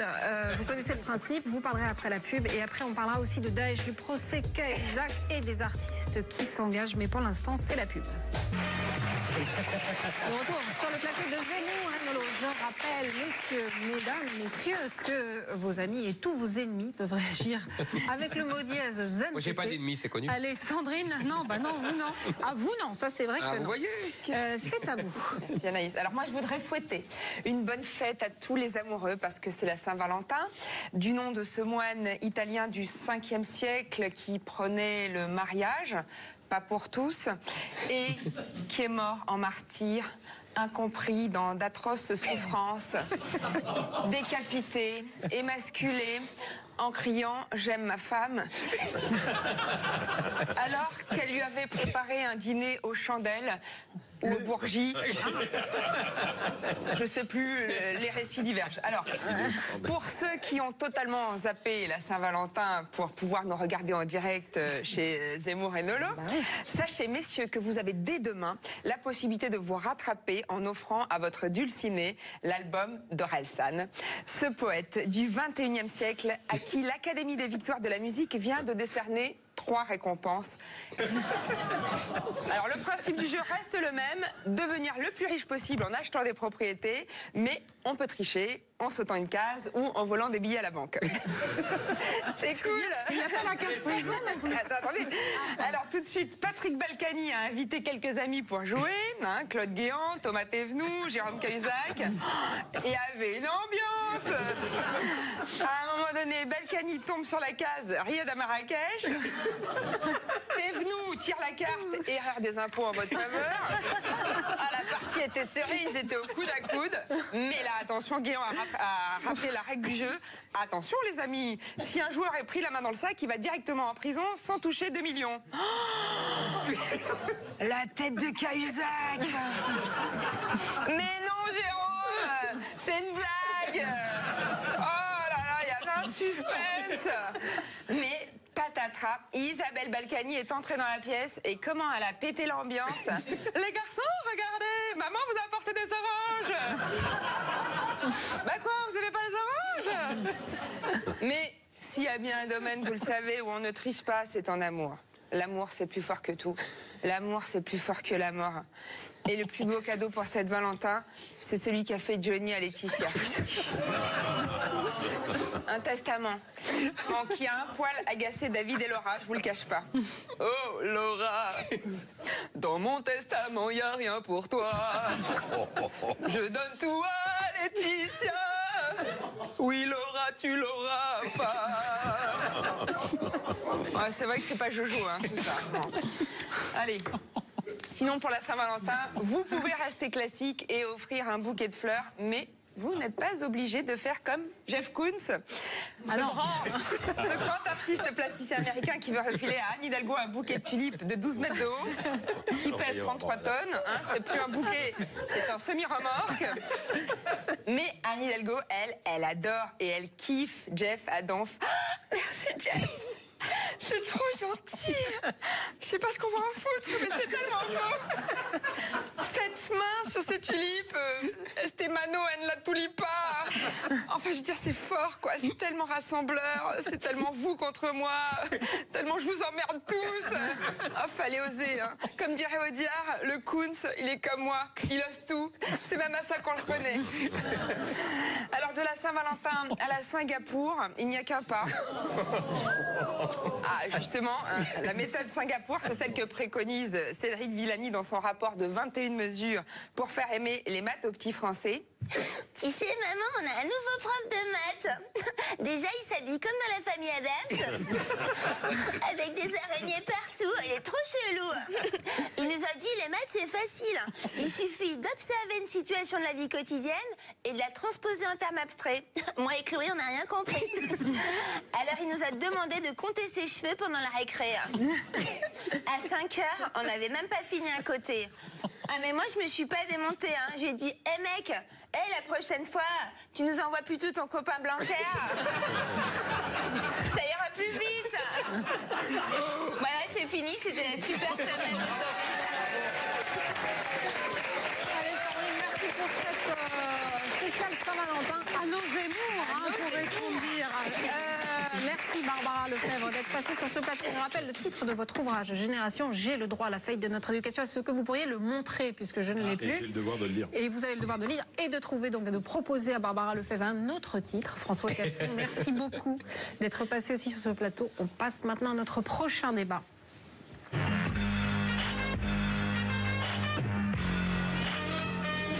Contre Daesh, on vient de gagner la guerre en Irak et d'ici mi ou fin février, on aura gagné la guerre en Syrie, annonçait le président Macron en décembre. Alors qu'en est-il?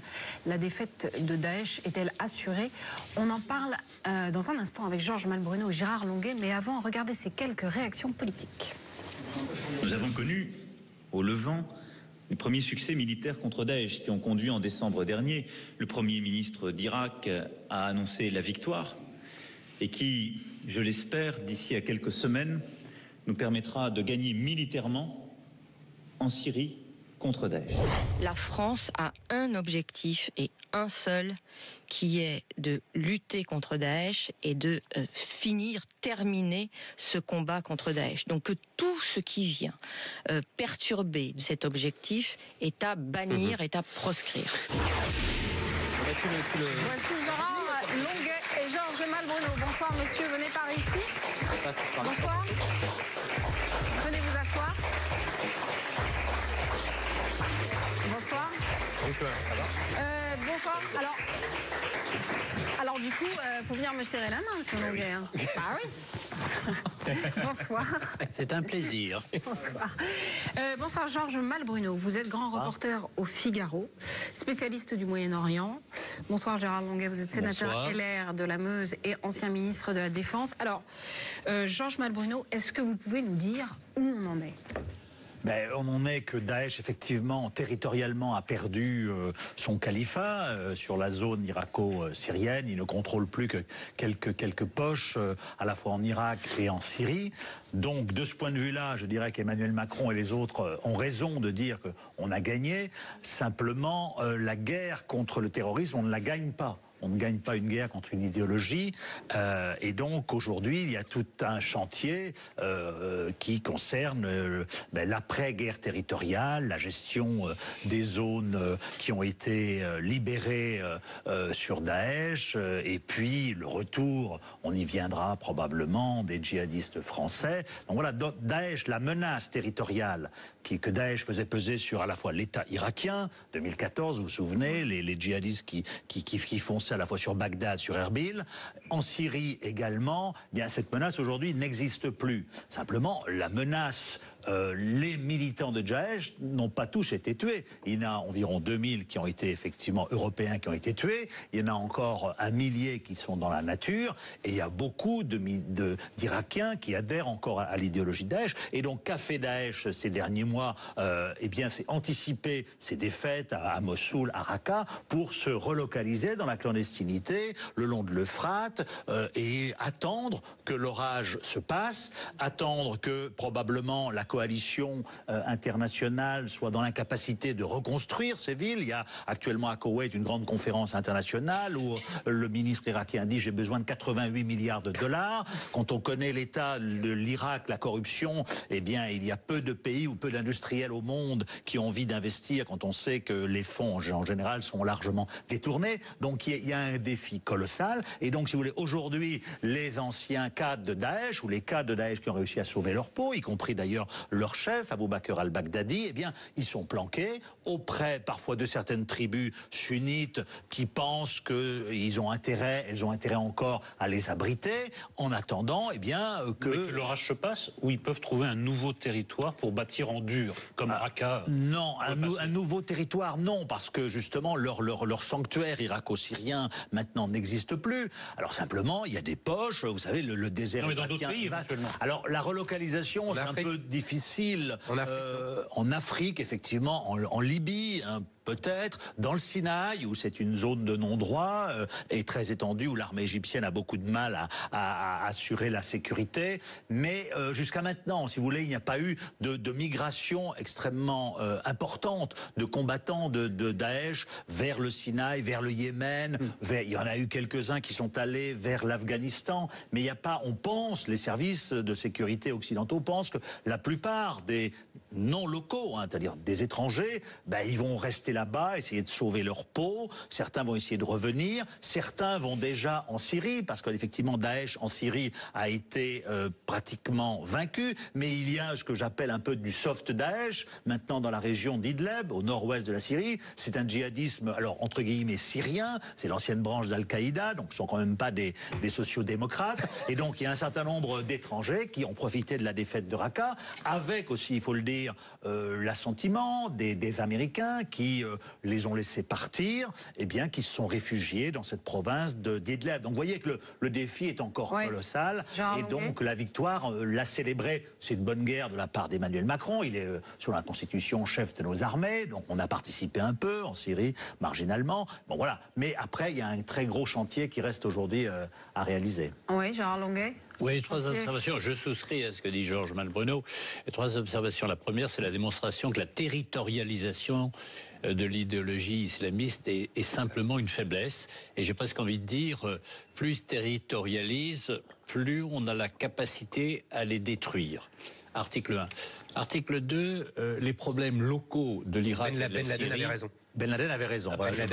C'est leur grand débat. Ben Laden avait raison. Deuxièmement, les problèmes locaux de la Syrie et de l'Irak ne sont absolument pas réglés.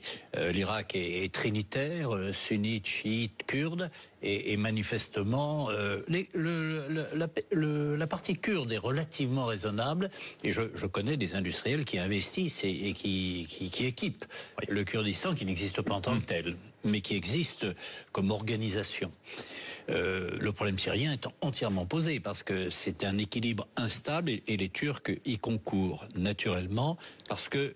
Et puis vous avez le problème majeur. Alors, le président Macron a utilisé le Levant. On en parlait à l'instant, ça fait un petit peu rétro. Ça fait les mandats de la SDN sur l'Irak et sur la Syrie et le Liban à cette époque.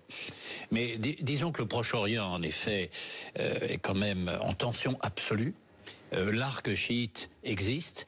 La proximité pour Israël d'un adversaire équipé est déterminé, on ne sait pas, parce que finalement, les Iraniens sont verbalement anti-israéliens, ils ne l'ont jamais été pratiquement. Les Perses n'ont jamais été. Les Perses n'en ont jamais été. Donc il y a en tous les cas une instabilité des grands acteurs de la région, l'Arabie Saoudite qui est dans une interrogation totale, et enlisée dans cette affaire yéménite. Nous avons la Turquie qui manifestement est surtout préoccupée de ne pas avoir d'État kurde, et des Iraniens qui sont au fond je ne dis pas qu'ils sont embarrassés par leur victoire, mais que vont-ils en faire? Et nous, Français, je crois que notre intérêt, c'est d'être modeste et prudent. Il y a quelque chose qui me frappe dans cette histoire, c'est d'abord, ils ont perdu, mais effectivement, Gérard Longuet a raison, en fait, leur territoire s'est retourné contre eux, c'est-à-dire leur avantage s'est retourné contre eux. Et donc, je suis pas d'accord avec Malbruno, c'est juste sur un point. On peut casser une idéologie par un combat d'idées. Oui, mais c'est long. C'est long. Le stalinisme a quand même disparu pour l'essentiel, et le nazisme totalement, mais et on s'en réjouit. Ça va nous lancer sur une discussion trop importante, et nous ne sommes pas d'accord en plus avec Malbruno, c'est que moi je pense que ça a les deux pieds dans l'islam, donc vous les éradiquerez pas. Mais c'est une discussion que je ferme immédiatement, puisque je ne voulais pas l'aborder. Non, ce que je voudrais dire, c'est deux choses. D'une part, ça serait quand même malheureux que Daesh n'ait pas perdu. Oui, ça serait malheureux. On est d'accord. Ils se sont pris quand même les deux plus grosses armées du monde. Il s'en est pas fallu de beaucoup. Les Russes ne seraient pas intervenus. Je ne sais pas quel est votre avis. Alors, c'est ce que les Russes ne seraient pas intervenus. Daesh pourrait être à Damas. C'est ce que j'allais dire. Et la situation serait absolument d'accord. Mais j'allais le dire parce que je pense effectivement que le grand vainqueur dans cette histoire, c'est Poutine, et c'est bien mérité. Donc, vous m'avez précédé. Disons que sans lui, la situation serait radicalement différente. Évidemment. Que va-t-il faire de ce succès? C'est une autre histoire. Donc, moi, j'aimerais bien, mais on n'y arrivera pas ce soir et pas avant longtemps, je pense, de savoir qui a téléguidé Daesh. Qui a téléguidé Daesh? Le Qatar a payé. Oui, non, mais parce que c'est évidemment. Les monarchies sunnites. Mais le Qatar est l'allié de l'Iran. Donc ça devient déjà beaucoup plus compliqué. Mais accordez-moi que tout ça est compliqué. Le Qatar ne peut pas vivre sans l'Iran, mais ce n'est pas pour autant son allié. Mais qui a téléguidé Daesh? C'est la politique sectaire du Premier ministre irakien Nouri al-Maliki entre 2010 et 2014. Ou l'intervention américaine avant de Bush, alors. Le péché originel, on est tous d'accord. Le péché originel, il est de méconnaître la complexité irakienne. Un horrible dictateur, mais Al-Qaïda n'existait pas avant 2003. Bon, cela étant, donc qui a téléguidé Daesh? Donc il y a effectivement cette politique sectaire de Nouri al-Maliki de 2010. Les chiites contre les sunnites. Oui, exact. Donc si vous voulez, et si aujourd'hui son successeur, qui est moins sectaire, Haïdar al-Abadi, eh bien, si il ne réintègre pas les sunnites, la minorité sunnite, dans le giron du pouvoir, eh bien, les gens de Daesh qui sont planqués aujourd'hui sous leur tente avec des tribus dans la vallée de l'Euphrate, ils vont dire aux sunnites, regardez, vos maisons ont disparu, le gouvernement ne fait rien pour vous. Au moins, lorsqu'on était souverain, nous, on faisait quelque chose. Donc, dans 6 mois, vous aurez un Daesh bis. Donc Daesh a été le bras armé du sunnisme. Non, Daesh n'a pas été le bras armé du sunnite. Excusez-moi, c'est ce que vous venez de dire. C'est marrant comme vous n'arrivez pas à assumer ce que vous dites. Si, mais il faut être un peu plus, peut-être subtil. Voilà. Vous savez, j'ai l'habitude.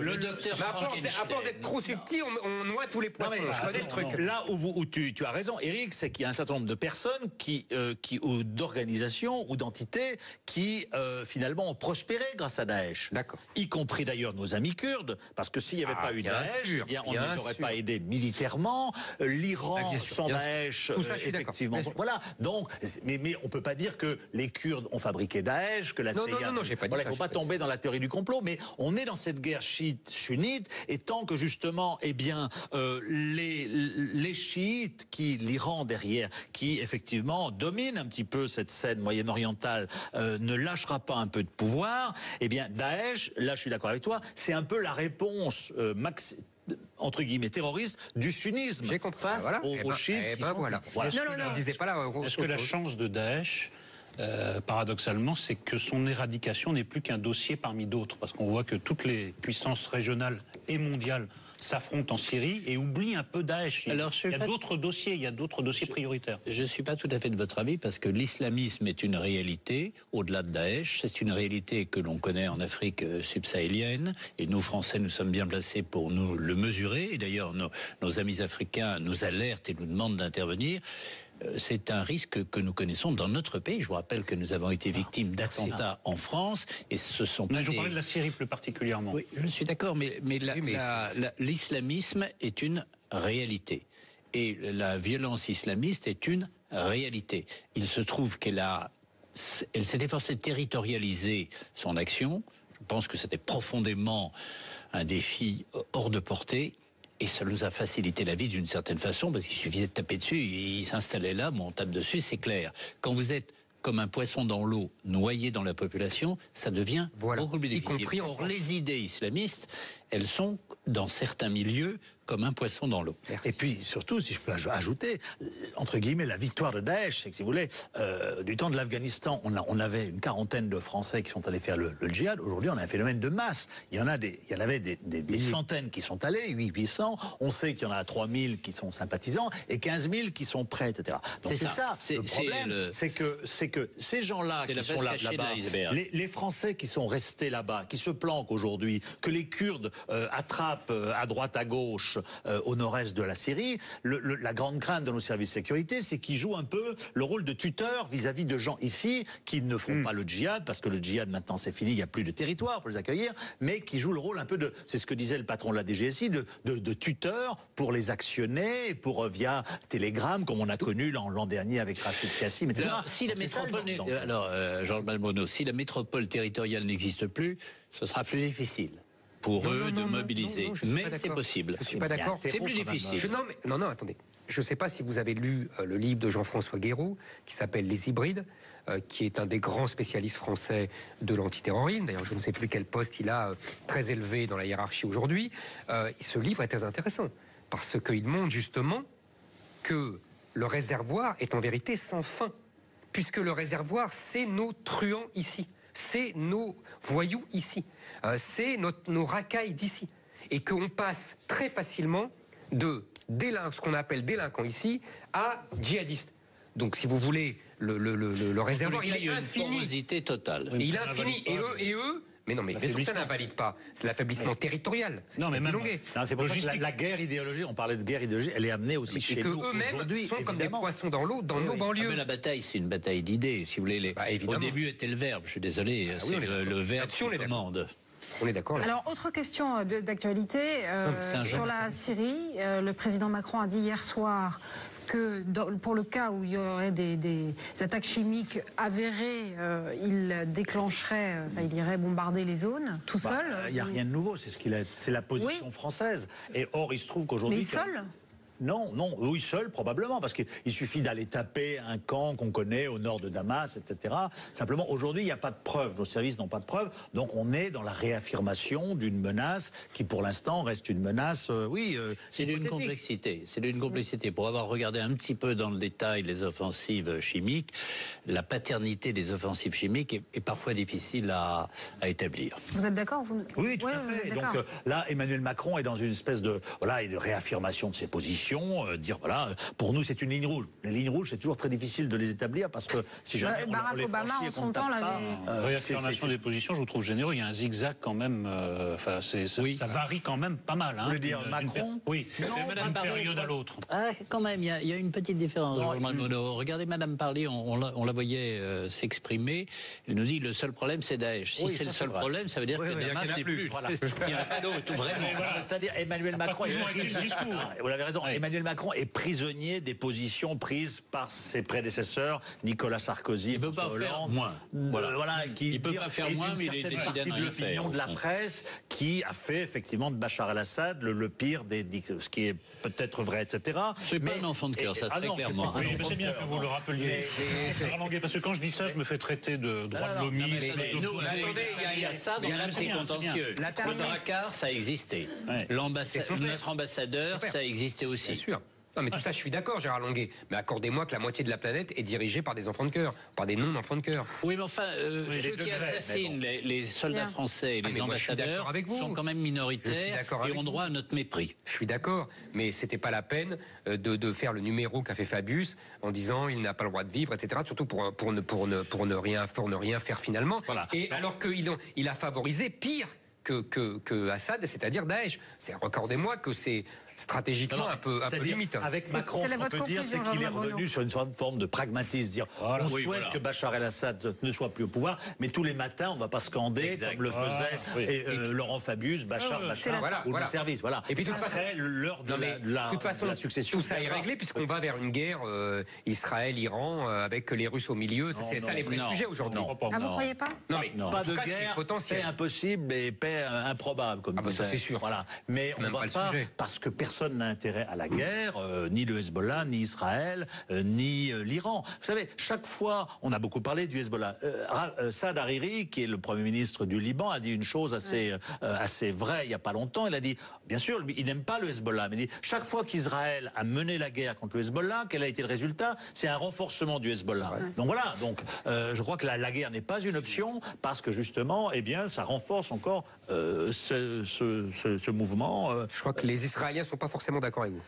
C'est fini, Eric, c'est sur cette phrase que nous allons conclure ce débat. Merci beaucoup, messieurs, d'être venus sur ce plateau. On passe maintenant à la polémique de la semaine.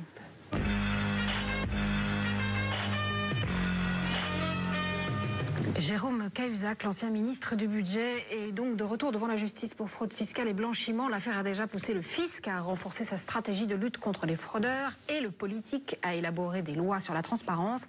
Avant de recevoir Gérard Davet et Jean-Luc Barré, pour en parler, souvenez-vous. Je dément catégoriquement les allégations contenues sur le site Mediapart. Je n'ai pas, monsieur le député, je n'ai jamais eu de compte à l'étranger, ni maintenant, ni avant.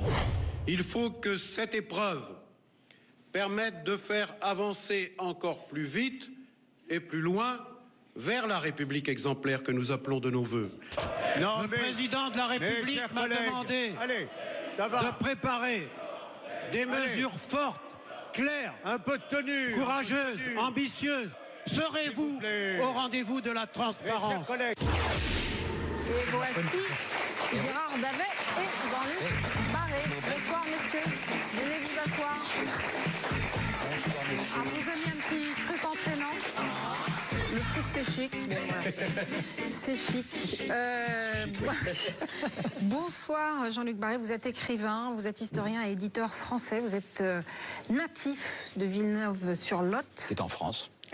Oui, la patrie de Jérôme Cahuzac. Ah non, c'est pas sa patrie. Non, enfin, il en était. Sa patrie d'élection. Oui, sa patrie d'élection. Au deux sens du terme. Exactement. Non, il n'est pas né là-bas. Vous avez écrit Dissimulation chez Fayard, qui recueillait les confidences de Jérôme Cahuzac. Oui. Pas seulement. Sa version, oui. Et vous avez été appelé à la barrière au procès de l'ancien ministre. Bonsoir, Gérard Davet. Vous êtes journaliste d'investigation au Monde et vous connaissez bien l'affaire. Alors, avant d'en venir au fond du débat, une question un peu personnelle pour vous, Jean-Luc Barré. Vous connaissez bien Jérôme Cahuzac. Dans quel état d'esprit il aborde le procès? Il a dit qu'il avait peur d'aller en prison. Oui, ça étonne d'ailleurs curieusement, les observateurs qu'on disent qu'on a peur d'aller en prison, mais je ne connais personne qui a envie d'aller en prison. Donc voilà. Et qui plus est, c'est un homme qui a le sentiment, enfin, en tout cas, c'est une réalité que j'ai pu vérifier. Depuis 5 ans, sa vie est en enfer. Évidemment, il a fauté, il a menti. On peut estimer ça parfaitement normal, mais c'est un homme aujourd'hui qui a payé, je dirais, beaucoup de dettes. La dette fiscale, c'était la moindre des choses. La dette sociale, c'est un paria. Il suffit de se promener dans la rue avec lui pour voir quel est le regard des gens sur lui, et tout cela peut aller même jusqu'à des agressions. La dette politique, évidemment, sa carrière est terminée. Sa famille est brisée. Enfin, bon, alors on peut continuer. Je veux dire, le processus de destruction peut continuer. Pourquoi pas? Mais je pense que c'est un homme détruit aujourd'hui. Ça, c'est clair. C'est un homme détruit. Il suffit de le regarder. Je le voyais hier. Il est triste. Enfin, c'est pas simulé tout ça. Évidemment, il sait très bien qu'il est menacé du pire, et puis que de toute façon, il faut reconstruire une vie après, et il ne sait pas quelle vie. Et vous trouvez que c'est excessif par rapport Oui, je pense que c'est excessif. Oui, je pense que la faute est réelle et évidemment incontestable. Il a fraudé, il a menti. Bon, je pense qu'il est le premier homme politique à avoir menti. D'ailleurs, aucun n'avait menti avant, mais en tout cas, il l'a fait de manière. Non, mais il l'a fait de manière spectaculaire. Ça, c'est clair. Oui, ça, c'est clair. Avec talent. Curieusement, moi, je pense que c'est un homme. Je vais peut-être vous surprendre, qui n'est pas un vrai menteur au sens où on est menteur en politique. C'est-à-dire, les vrais menteurs en politique, vous ne les voyez jamais mentir. Ils vous mentent, vous ne savez pas qu'ils vous ont menti. Lui, il y va de manière brutale. Ça lui ressemble beaucoup, quoi. C'est presque un menteur rationnel, mais qui est piégé par son mensonge. Comme avocat, parce que c'est des arguments extrêmement surprenants et ça peut convaincre. Non, mais vous savez qu'un de vos confrères qui s'appelle Gérard Miller a fait un film qui s'appelle L'homme qui ne savait pas mentir, à propos de Cahuzac. Donc il a, en effet, le psychanalyste a bien senti la faille qui était cet homme qui était enfermé au fond. Alors il a menti pour des raisons multiples, sur lesquelles on pourrait revenir. Voilà, donc la faute est énorme, évidemment.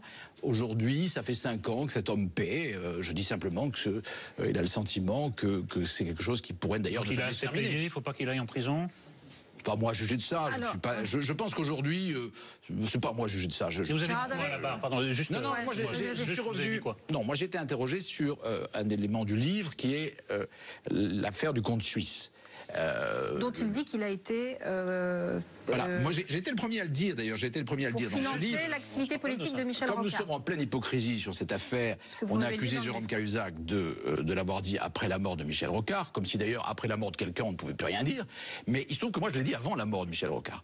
Et je l'ai dit en janvier 2016, à partir d'un certain nombre d'éléments que j'avais, qui n'étaient bien sûr pas des preuves définitives, mais des indices assez probants.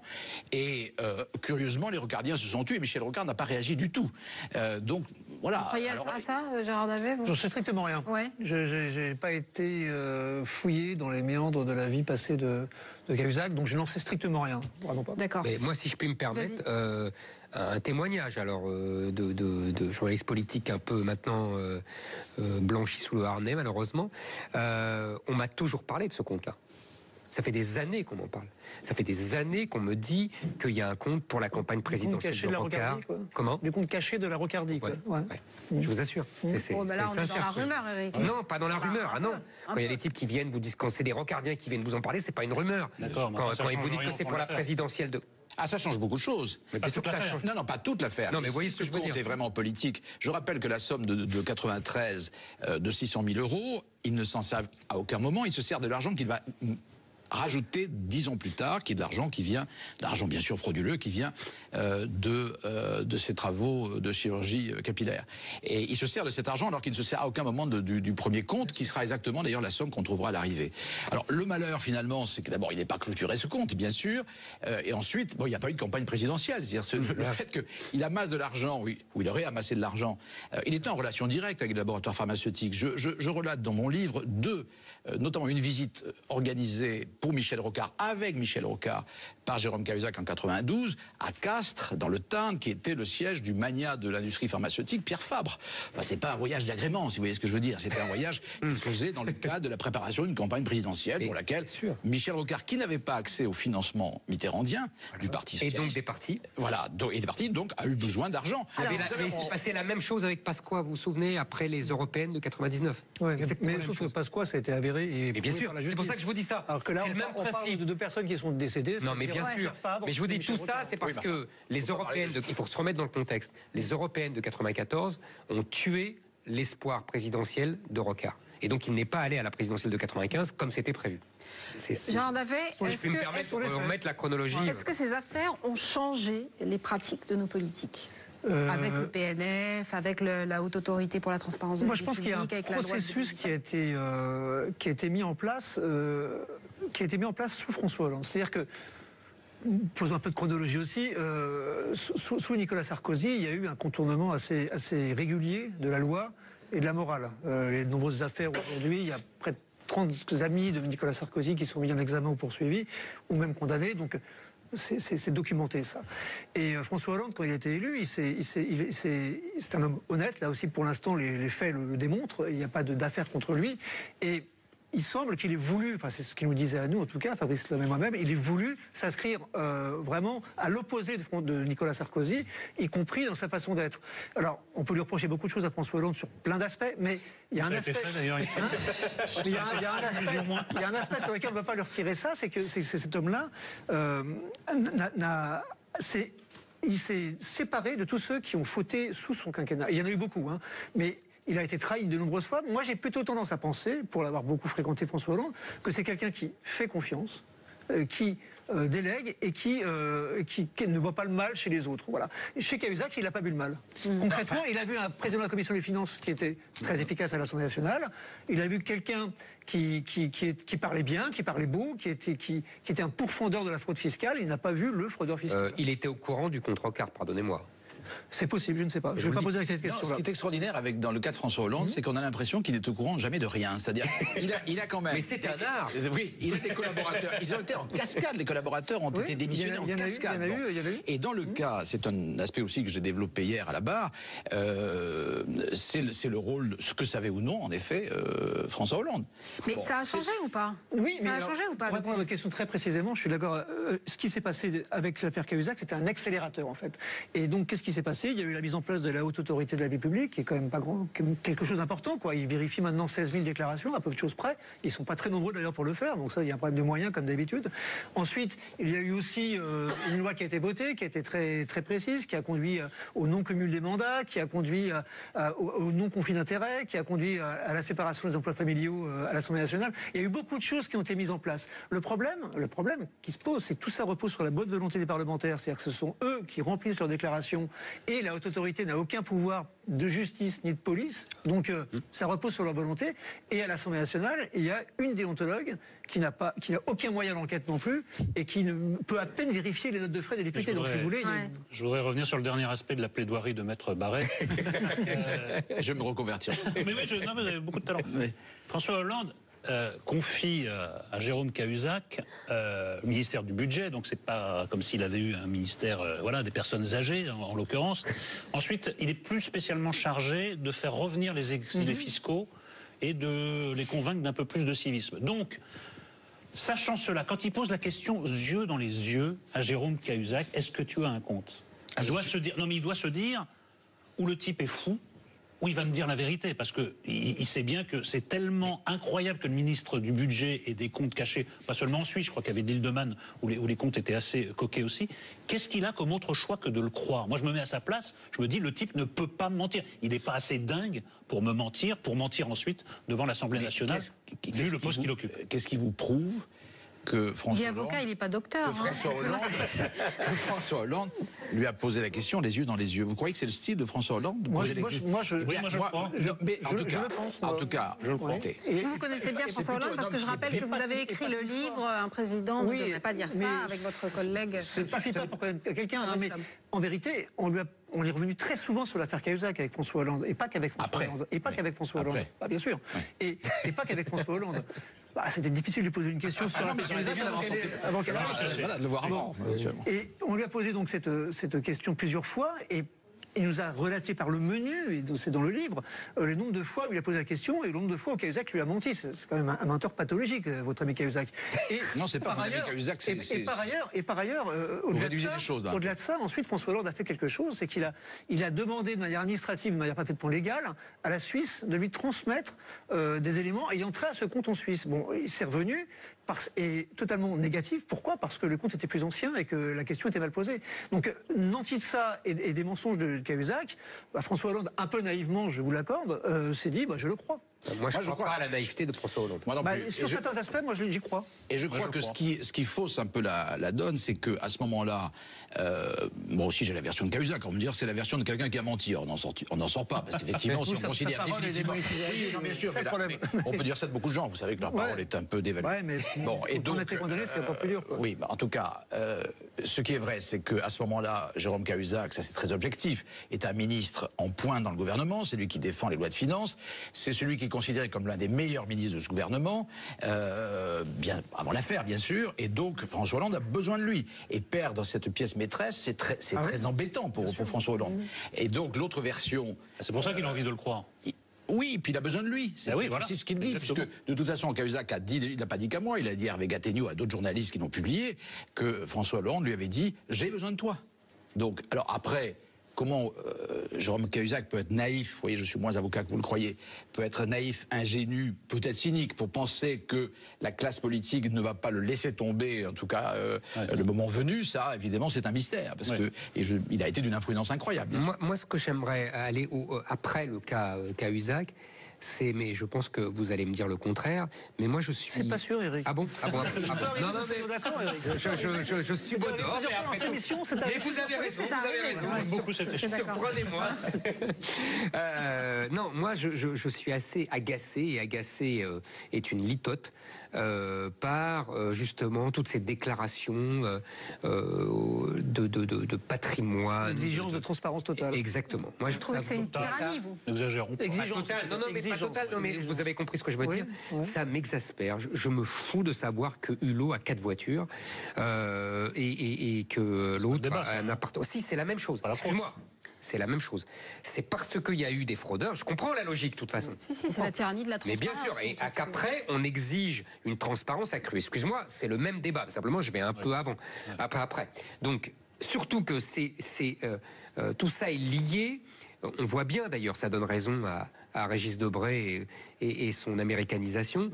Tout ça est lié à une autre transparence qui devient complètement folle et qui touche les mêmes d'ailleurs, qui est la transparence sexuelle, avec les viols par surprise. Non mais il y a une logique, tout ça. Il y a une logique sociale, il y a une logique presque de philosophie sociale. On voit bien qu'on est en train de basculer. La logique de noyer le poisson chez Zemmour surtout. Là.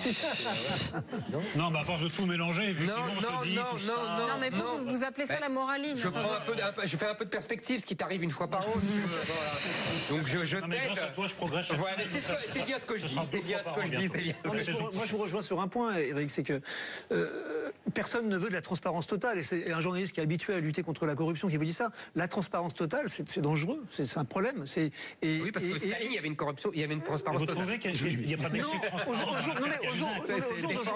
Au jour d'aujourd'hui, je pense que nous ne sommes pas dans une transparence totale, Eric, justement. L'autre, Eric. C'est que je pense sincèrement qu'aujourd'hui, on est arrivé à un point qui est assez acceptable, je trouve, et qui ne va pas assez loin sur certains aspects. Par exemple, qu'on ne puisse pas aller vérifier la déclaration de patrimoine de son élu. Et on peut y aller, on peut aller en préfecture dans des conditions drastiques de sécurité, mais on ne peut pas en faire état. Donc, à quoi ça sert? Honnêtement, à quoi ça sert? À part se faire son intime conviction de citoyen, ok, c'est déjà bien. Et vous ne trouvez pas scandaleux qu'on puisse connaître le patrimoine? Mais moi, je pense qu'un élu... Pourquoi ça nous regarde? Mais parce que, je sais pas, on pourrait pu poser ces questions-là pour M. Cahuzac. M. Balkany, je pense que plein de gens auraient aimé savoir... Mais parce que vous flattez les mauvais penchants de l'humanité. Non, je pense... Ils sont l'envie, la jalousie, cette médiocrité humaine. Moi, je préfère parler de justice, Eric. Bah, pas moi. Je vous assure, pour moi, c'est pas de la justice. Non, elle s'arrête à un moment donné, simplement. Vous parliez moi, je ne fais pas l'amalgame avec les problèmes sexuels. Je pense que la vie privée, par exemple, ne doit pas être débattue, ne doit pas être mise en exergue, sauf quand ça... C'est fait. Sauf quand il y a une conséquence. Oui, mais accordez-moi, même si Nolo comprend rien et qu'il croit qu'on noie le poisson, il comprend très bien. Tout ça est lié. Non, mais le problème après, c'est ce que vous dites souvent dans l'émission, c'est la sélection du personnel politique par les juges. C'est là où on en... Mais ça, c'est mon dada, donc évidemment... vous n'allez pas... Mais Anaïs Bouton qui rentre dans le jeu de... Je trouve, même s'il y a des excès, je suis d'accord, mais que l'énormité de l'affaire Cahuzac ne pouvait produire que des effets énormes, et parfois un peu excessifs. Mais c'est tellement incroyable cette affaire qu'en effet, après, c'est très difficile de dire stop. Tu sais, parce que les gens se disent, on se moque de nous. Est-ce que je peux vous rappeler qu'il y a eu... Alors, je veux bien croire que les choses ont beaucoup changé depuis l'affaire Cahuzac. Vous vous rappelez de la dernière élection présidentielle, du traumatisme, du drame qu'a été quand même l'affaire Fillon, enfin, qui est aussi énorme que l'affaire Cahuzac, puisque là, elle implique en plus un ancien Premier ministre. Elle n'a rien à voir, bien sûr, mais enfin, c'est très comparable. Hein, et elle a une incidence directe sur le choix le résultat final. Ce qui me frappe beaucoup, c'est que dans ce milieu, non mais dans ce milieu politique, beaucoup de choses se savent depuis longtemps. Il y a une espèce d'omerta qui veut que personne ne dit ce qu'il sait, et puis à un moment donné, parce que ça sert tel ou tel intérêt, certaines affaires sortent. L'affaire Fillon, on ne fera pas croire que tout le monde ignorait dans le milieu politique la réalité des choses. Ah, vous avancez beaucoup. Mais il a raison. Mais vous pensez que beaucoup de choses se savent. Oui, beaucoup de choses. Là, en l'occurrence, je ne pense pas que l'affaire Fillon soit un bon exemple pour illustrer votre théorie, qui est juste par ailleurs. C'est-à-dire, vous pensez que c'est arrivé d'un coup et que c'est le travail exclusif d'un hebdomadaire satirique qui a fouillé, qui a cherché. Non, mais parfois, il y a beaucoup de fantasmes autour du... Non, mais moi, je vois les poissons et lui, il est naïf. Non, mais... Comme ça, on fait les deux font l'affaire. Comment ça se passe? Mais il y a beaucoup de fantasmes autour de ça. Je ne connais pas le ressort des enquêteurs des Galères enchaînés, mais sur bien des affaires que nous avons sorties avec Fabrice Lhomme et d'autres, Mediapart et autres, ça part aussi juste d'une réflexion, d'un sentiment. Dans le cas de Mediapart, pour l'affaire Cahuzac, il y a eu toute une série de personnes. Je ne dis pas qu'ils ont eu tort, parce que à la fin des fins, évidemment, Jérôme Cahuzac ne pouvait pas garder son poste, et c'est une bonne chose qu'on l'ait démasqué. Ce que je dis, c'est que pendant 12 ans, une cassette a circulé, que beaucoup de gens l'ont entendue, en Lot-et-Garonne, mais aussi à Paris, et que personne n'a rien dit, n'a rien fait. Et le Parti socialiste a tout ignoré, soi-disant, d'une réalité. Mais moi, je suis d'accord avec vous. Et la droite le savait aussi en partie. D'accord, mais je dis juste que quand vous généralisez l'affaire Cahuzac et que vous essayez de dire que l'affaire Fillon a obéi au même ressort, j'en suis pas du tout convaincu. Moi, je crois qu'en effet, des affaires peuvent sortir à la suite d'enquêtes, mais que quand vous commencez à enquêter, tous les gens qui ont intérêt à la perte de la personne qui est mise en cause viennent collaborer. Ça, c'est sûr. Mais écoutez, M. Bourgi se vantait des années avant, il l'a fait auprès de moi, donc je peux le dire, se vantait des années avant de l'affaire des costumes de M. Fillon. 2 ans avant l'affaire Éclat, je le savais. Donc je veux dire, il ne faut pas dire que ces choses-là ne se savent pas. 2 ans avant, il vous l'a dit? Oui, bien sûr. Bien sûr, un jour, il m'a parlé de ça en me disant j'achète des costumes pour M. Fillon. Voilà, il se trouve, je vais vous dire toute la vérité, que je devais être l'éditeur de ces... Non, j'étais l'éditeur de ces mémoires, ça a été dit dans la presse, donc je ne vais pas le cacher. Et donc je l'ai vu dans le cadre des mémoires qu'il devait publier. Donc, évidemment, de l'affaire des costumes. Hein. Ouais, mais oui, bien sûr. Raconte 2 par Bourgi et une troisième pour vous qui contredit celle qu'a dit Bourgi. Jamais oublié ça. Non, mais c'est pas vous que je mets en cause. Moi, j'ai pas d'intérêt à vous dire la vérité. C'est bientôt les mémoires de Bourgi. Non, voilà, toujours ce métier de ce dit Bourgi. Il a décidé de ne pas les publier, courage Fillon. Ah, d'accord. N'écoutant que son courage, qui ne lui dise rien. Bien. Merci, messieurs. Jean-Luc Barré, je rappelle le titre de votre ouvrage, Dissimulation chez Fayard. Et vous restez avec nous, car elle est transparente, elle aussi. Mais pour notre plus grande joie, voici la lumineuse Alba Ventura.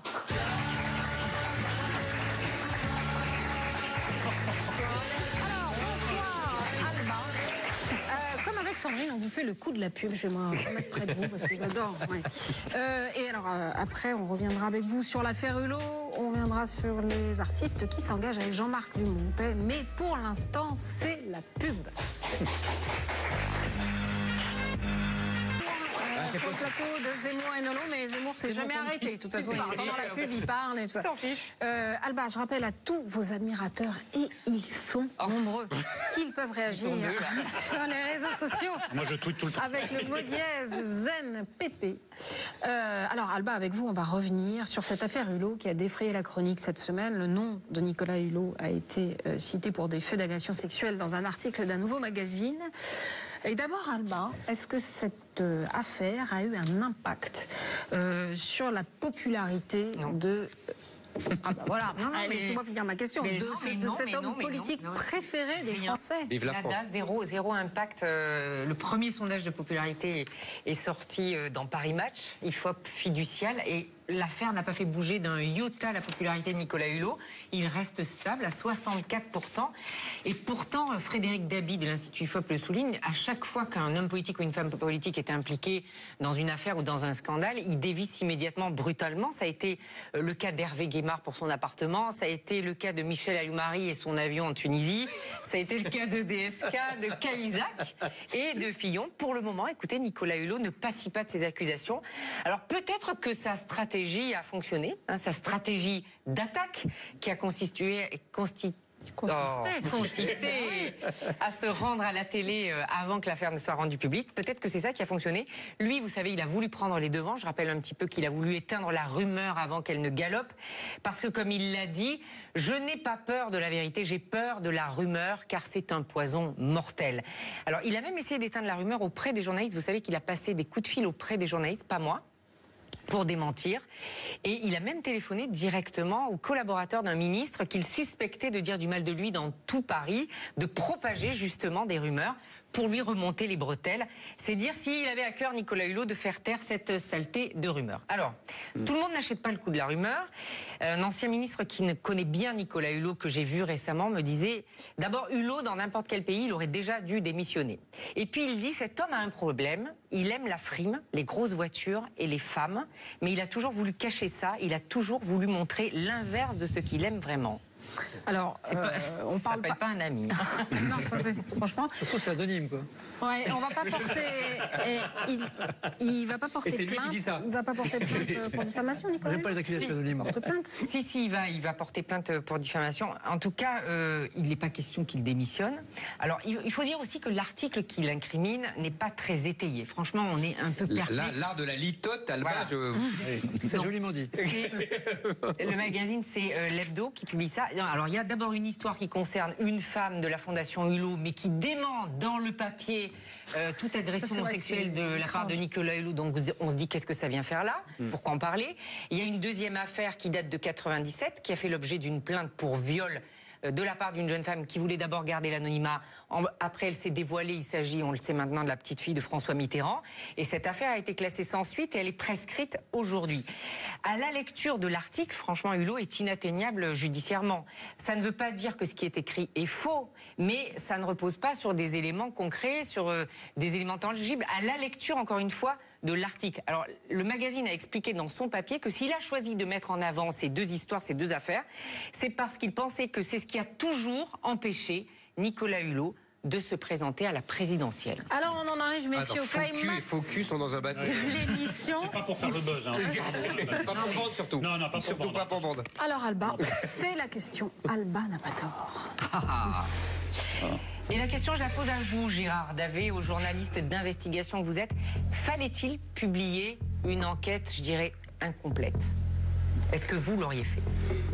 C'est toujours impossible de dire si je l'aurais fait ou pas, parce que je n'ai pas eu ces informations-là. Ce que je peux vous dire, c'est qu'à la lecture de cet article, j'ai été gêné. J'étais interloqué comme vous, je trouvais que c'était pas étayé, je trouve que c'est très compliqué de relayer la parole de quelqu'un qui en plus n'avait pas envie qu'on parle d'elle, Pascal Mitterrand en l'occurrence, que la plainte était prescrite et que ensuite, dernière chose, c'est que la dame qui portait les accusations au sein de la Fondation Hulot s'est rétractée en disant qu'il n'y a pas d'accusation. Donc ça, plus ça, plus ça, plus ça, à tout le moins, je pense que je me serais vraiment très longuement interrogé, vraiment. Vous n'auriez pas publié?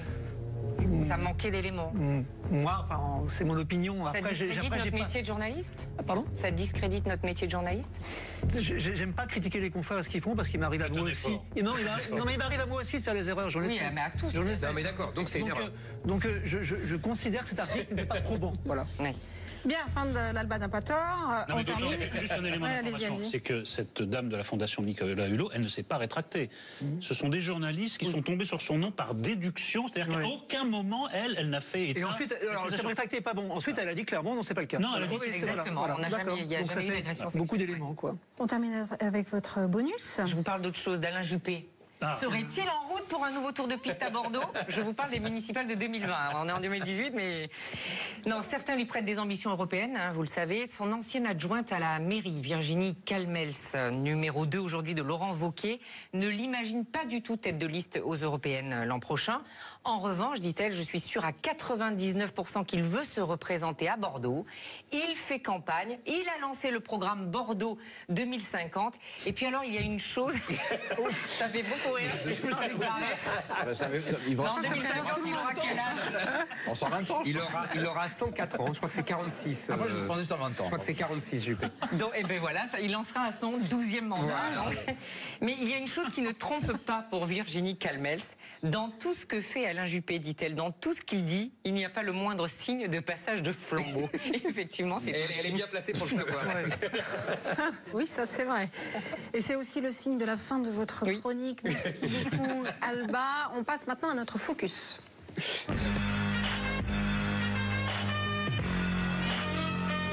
Avec 6 théâtres, 3600 fauteuils et une centaine d'artistes, Nicolas Canteloup et Alex Lutz, Jean-Marc Dumontet est sans doute the greatest showman en France aujourd'hui. Il s'engage. Avant d'en parler avec lui, retour en images sur les artistes qui ont pris position. C'est la Wake, c'était demain par Dimitri Kefelec, souvenez-vous.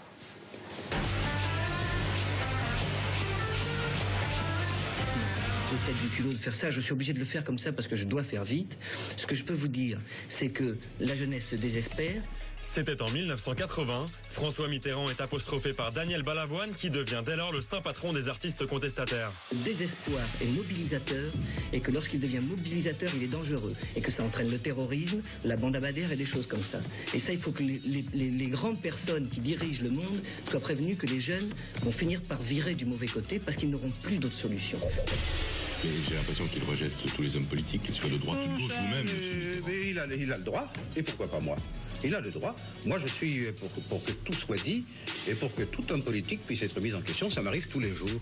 Et si cela devait arriver avec Daniel Balavoine, eh bien, j'écouterai quand même ce qu'il a à me dire. Mais Balavoine ne sera pas l'unique artiste à se faire porte-étendard d'une cause. Quand débute l'hiver 85, Coluche, déjà comique engagé, a une petite idée, les Restos du Cœur qui deviennent un pilier de l'aide alimentaire. Les politiciens, bon, on a confiance ou on n'a pas confiance, ça dépend. Hein. Il y a officiellement 600 000 personnes qui n'ont pas à bouffer en France, quoi, tous les jours.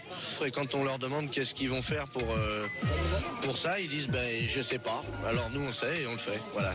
Autre coup de gueule resté dans les mémoires, celui de Josiane Balasco contre le mal logement sous la présidence Sarkozy. 2000 personnes dans les rues de Paris scandant un toit, c'est la loi, toutes derrière les mal logés. Qu'est-ce qu'ils foutent tous les mecs du PS qui veulent nous... Qu'est-ce qu'ils foutent? Voilà, ça m'énerve. Parce qu'on est seuls. Que eux, leur boulot, c'est d'être dans l'opposition. Elle est où l'opposition? C'est nous l'opposition. D'autres choisissent de s'engager encore plus directement. Ce qu'il faut à notre pays, je crois, ce n'est pas un champion de campagne électorale. C'est un président. Un grand président. Voilà pourquoi je vous demande d'écouter maintenant Raymond Barre. Écoutez-le bien. Votant pour Raymond Barre, une chose est sûre. Vous penserez d'abord à l'avenir de la France. Celui qui le premier se sert des vedettes comme d'une arme politique, c'est Valéry Giscard d'Estaing. En 1974, il est soutenu publiquement par Johnny Hallyday, Chantal Goya ou encore Brigitte Bardot. Mais plus récemment, certains artistes ont payé cher leur soutien à un homme politique. Je n'oublierai jamais mon pays, jamais mon pays. Trop de souvenirs avec de cours d'école et d'été, trop d'amour pour oubli, que c'est ici que je suis né.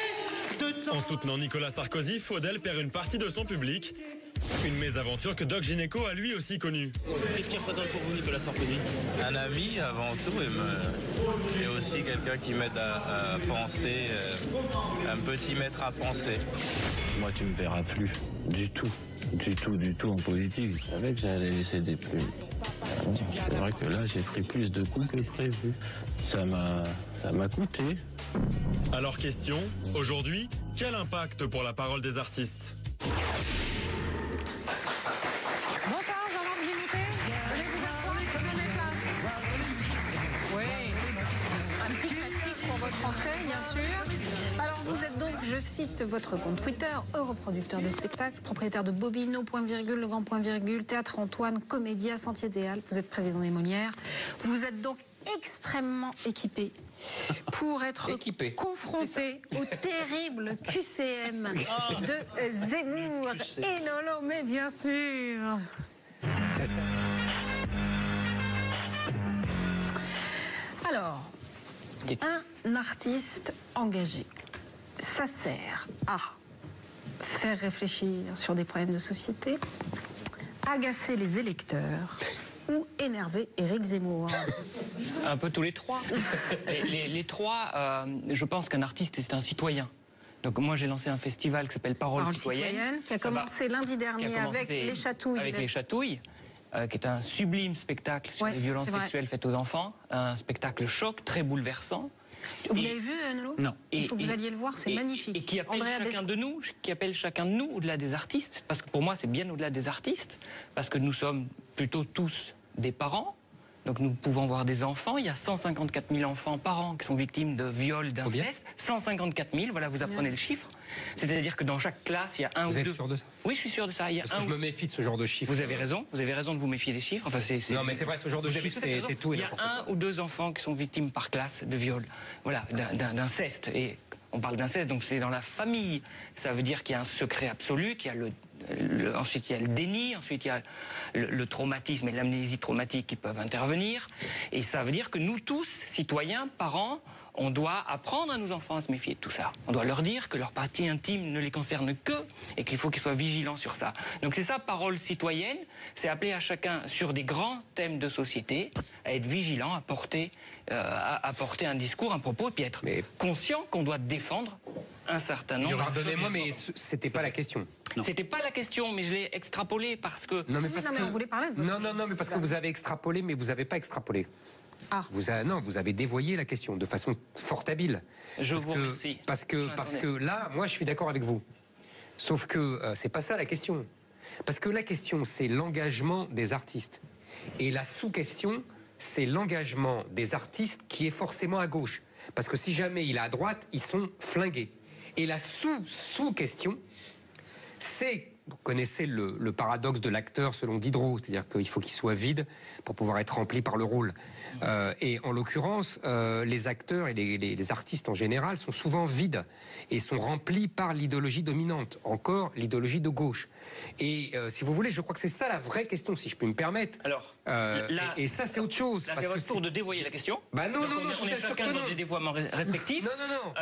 Non. Parce que quand les gens... Non, mais ça, sérieusement.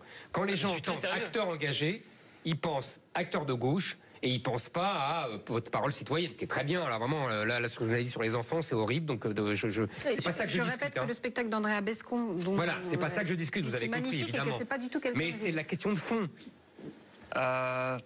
Vous avez un a priori à considérer que tous les acteurs engagés sont à gauche.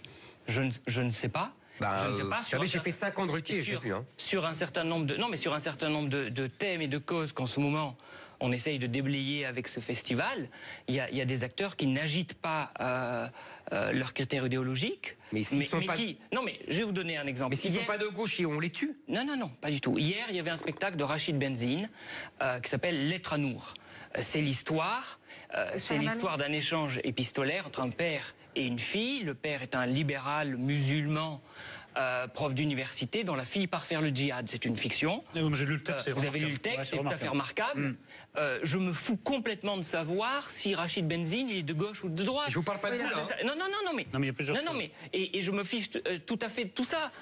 Rachid, quelles que soient ses convictions politiques, qu'il penche à gauche ou qu'il penche à droite, il vient soulever une vraie question, qui est celle de ces jeunes qui tout à coup sont happés par une secte, parce que j'appelle l'islam politique, quand il conduit au djihad, une secte, et qui fait que tout à coup, ces jeunes partent faire le djihad dans un pays étranger. Ou commettent des attentats chez nous. Et c'est une vraie question qui se pose à tous les citoyens. Et je me moque complètement de l'origine, et que ça a été porté par Berling et Lou Delage hier, qu'ils soient de gauche ou de droite, je m'en fous totalement. Mais je parlais pas de vous, Il y a plusieurs choses, moi, qui me frappent dans votre initiative. Alors évidemment, les mauvais esprits pourraient dire que vous cherchez un supplément d'âme à une entreprise de concentration capitalistique, puisque vous ne cessez d'acquérir de nouvelles salles, et que, au fond, vous qui êtes de gauche, vous essayez de garder une petite âme de gauche à travers quelque chose qui... C'est la première fois qu'on me dit que je suis de gauche, mais très bien. Non, j'ai compris que votre soutien à Macron était sur des valeurs était à partir de valeurs de gauche. Enfin, j'ai lu il est sur un certain nombre. Oui, je vous invite à les relire alors.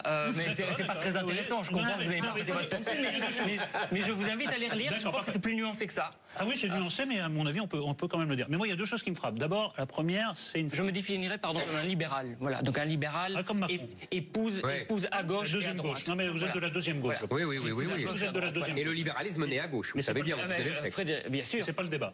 Je trouve qu'il y a une contradiction un peu, c'est que en ce moment, dès qu'on dit quelque chose dans l'espace public, ça fait des scandales, le politiquement correct règne, sauf, je dois le dire, dans les salles de spectacle, où je vais voir des tas de spectacles, règne une liberté totale. Les pires horreurs sont dites en toute impunité, ce dont je me réjouis. Et là, vous faites un peu le contraire, parce que vous voulez remettre un peu de respectabilité et d'honorabilité dans un espace qui est un des rares qui soit complètement protégé par ce que je dénonçais à l'instant. Non, j'ai rien compris à la question.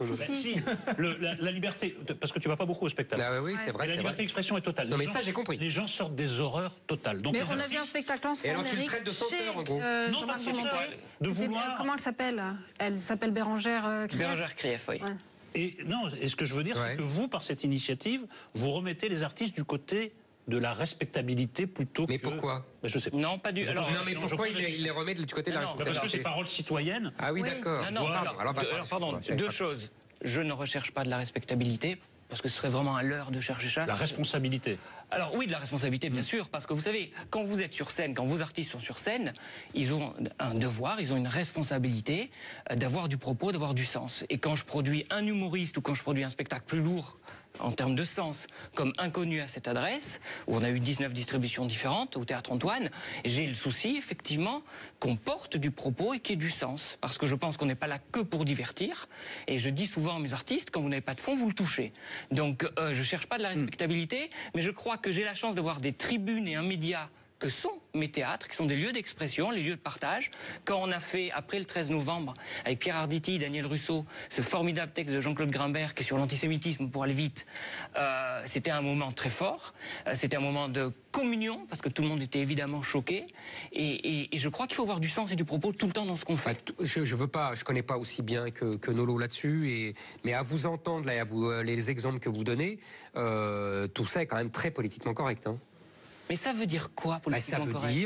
Ça veut dire quoi ? Est-ce que être aujourd'hui pour la liberté, est-ce que pour aujourd'hui dénoncer les viols, dénoncer le djihad et s'interroger, oui, tout ça est très politiquement correct. Excusez-moi. Vous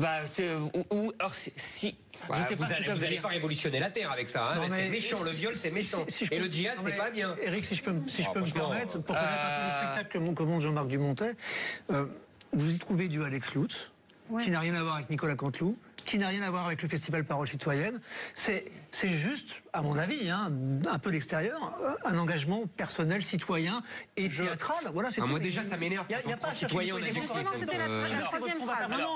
Alors, je crois qu'il fallait faire cette émission en se disant attention, il y a Éric Zemmour, il va falloir ne pas employer certains mots, et puis il va savoir. Mais il va falloir savoir. La sémantique, ça, mon cher ami, ça a une grande importance.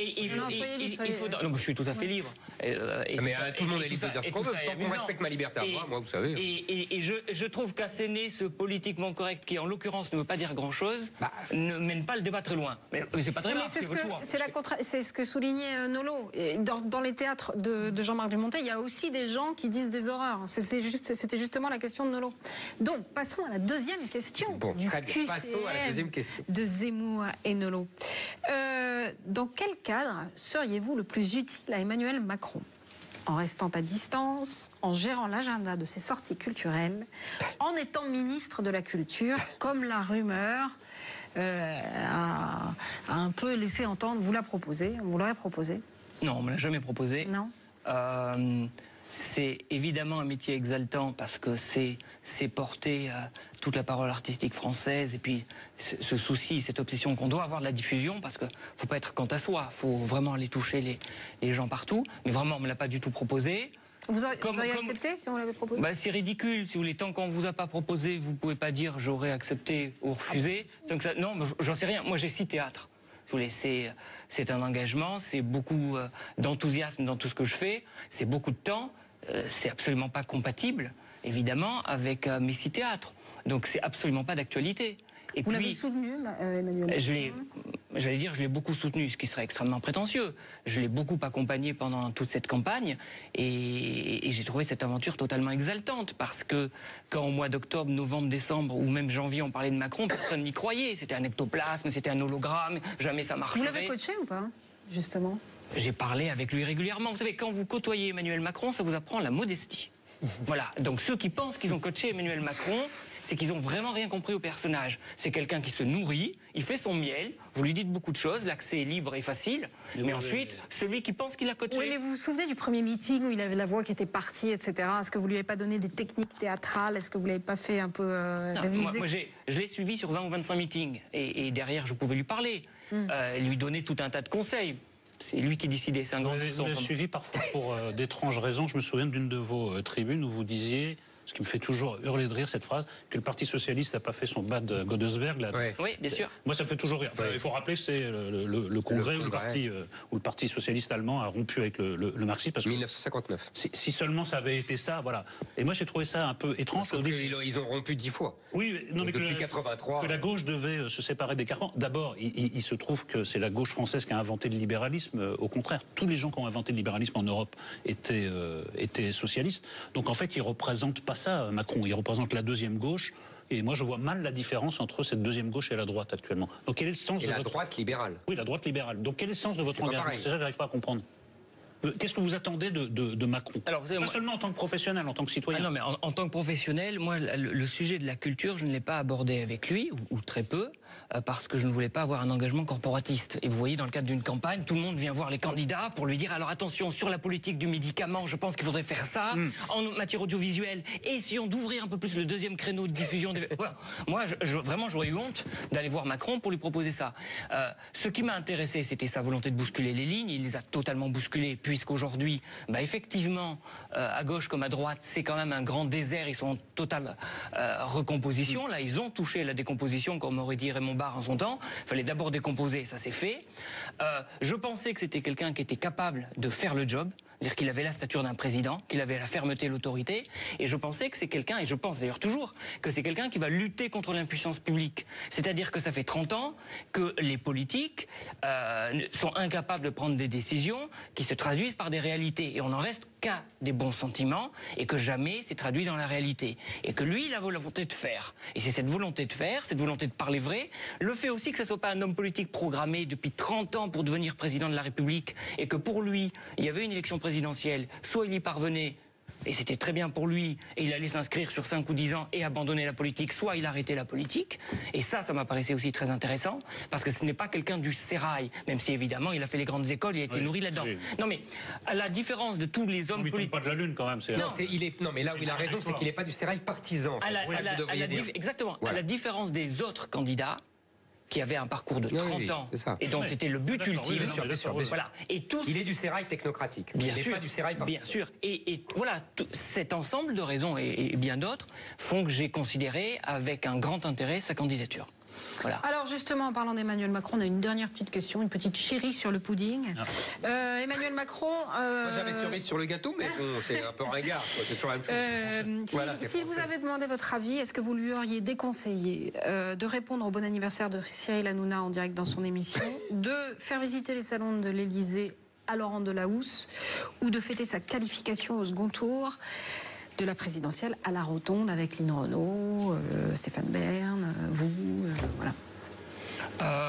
La Rotonde, personne ne l'avait vu venir parce que c'était vraiment une soirée avec toute l'équipe et que la Rotonde est tout sauf un lieu de luxe. Mais ensuite, ça a eu une résonance particulière liée à son parcours. Hanouna, c'était pas la meilleure façon de faire souhaiter son anniversaire. Mais ça faisait un peu sarkozyste, moi j'ai trouvé. Hanouna ? Oui. Oui, c'est vrai. Mais vous savez, Emmanuel Macron est un homme de paradoxe, c'est-à-dire que c'est à la fois quelqu'un de très réfléchi et qu'à la fois quelqu'un de très spontané. Donc là, ça s'est présenté comme ça et ça s'est passé. Et en même temps, exactement, mais c'est vrai. Et quant à Delahousse, cette grande déambulation, effectivement, ne permettait pas d'asséner des grands discours. Ouais. Et puis là, ça faisait giscardien, ça faisait gadget. Oui, ça ne permettait pas de poser un discours. Vous critiquez pas vos confrères, mais est-ce que vous avez, Gérard Davet, une opinion sur l'interview de... Dernière chance.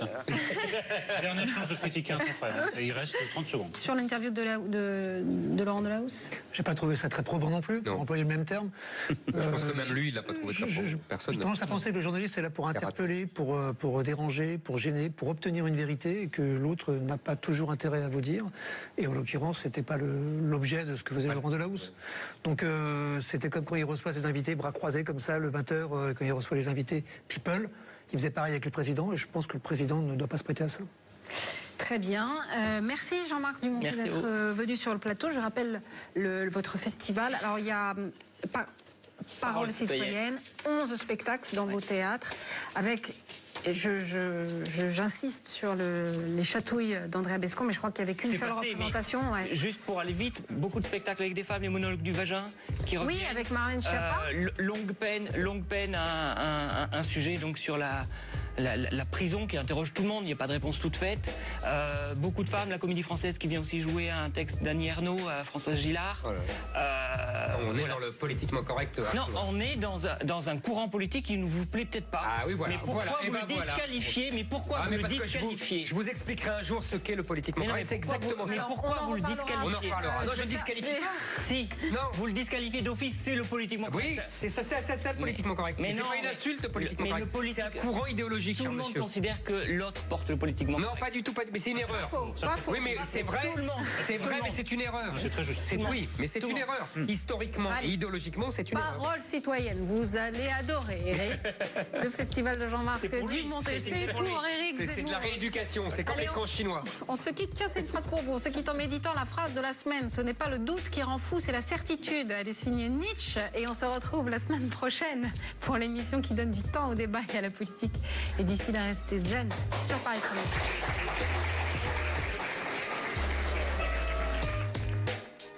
Recette inégalée mais subtilement améliorée. À suivre sur Paris Première, les grosses têtes avec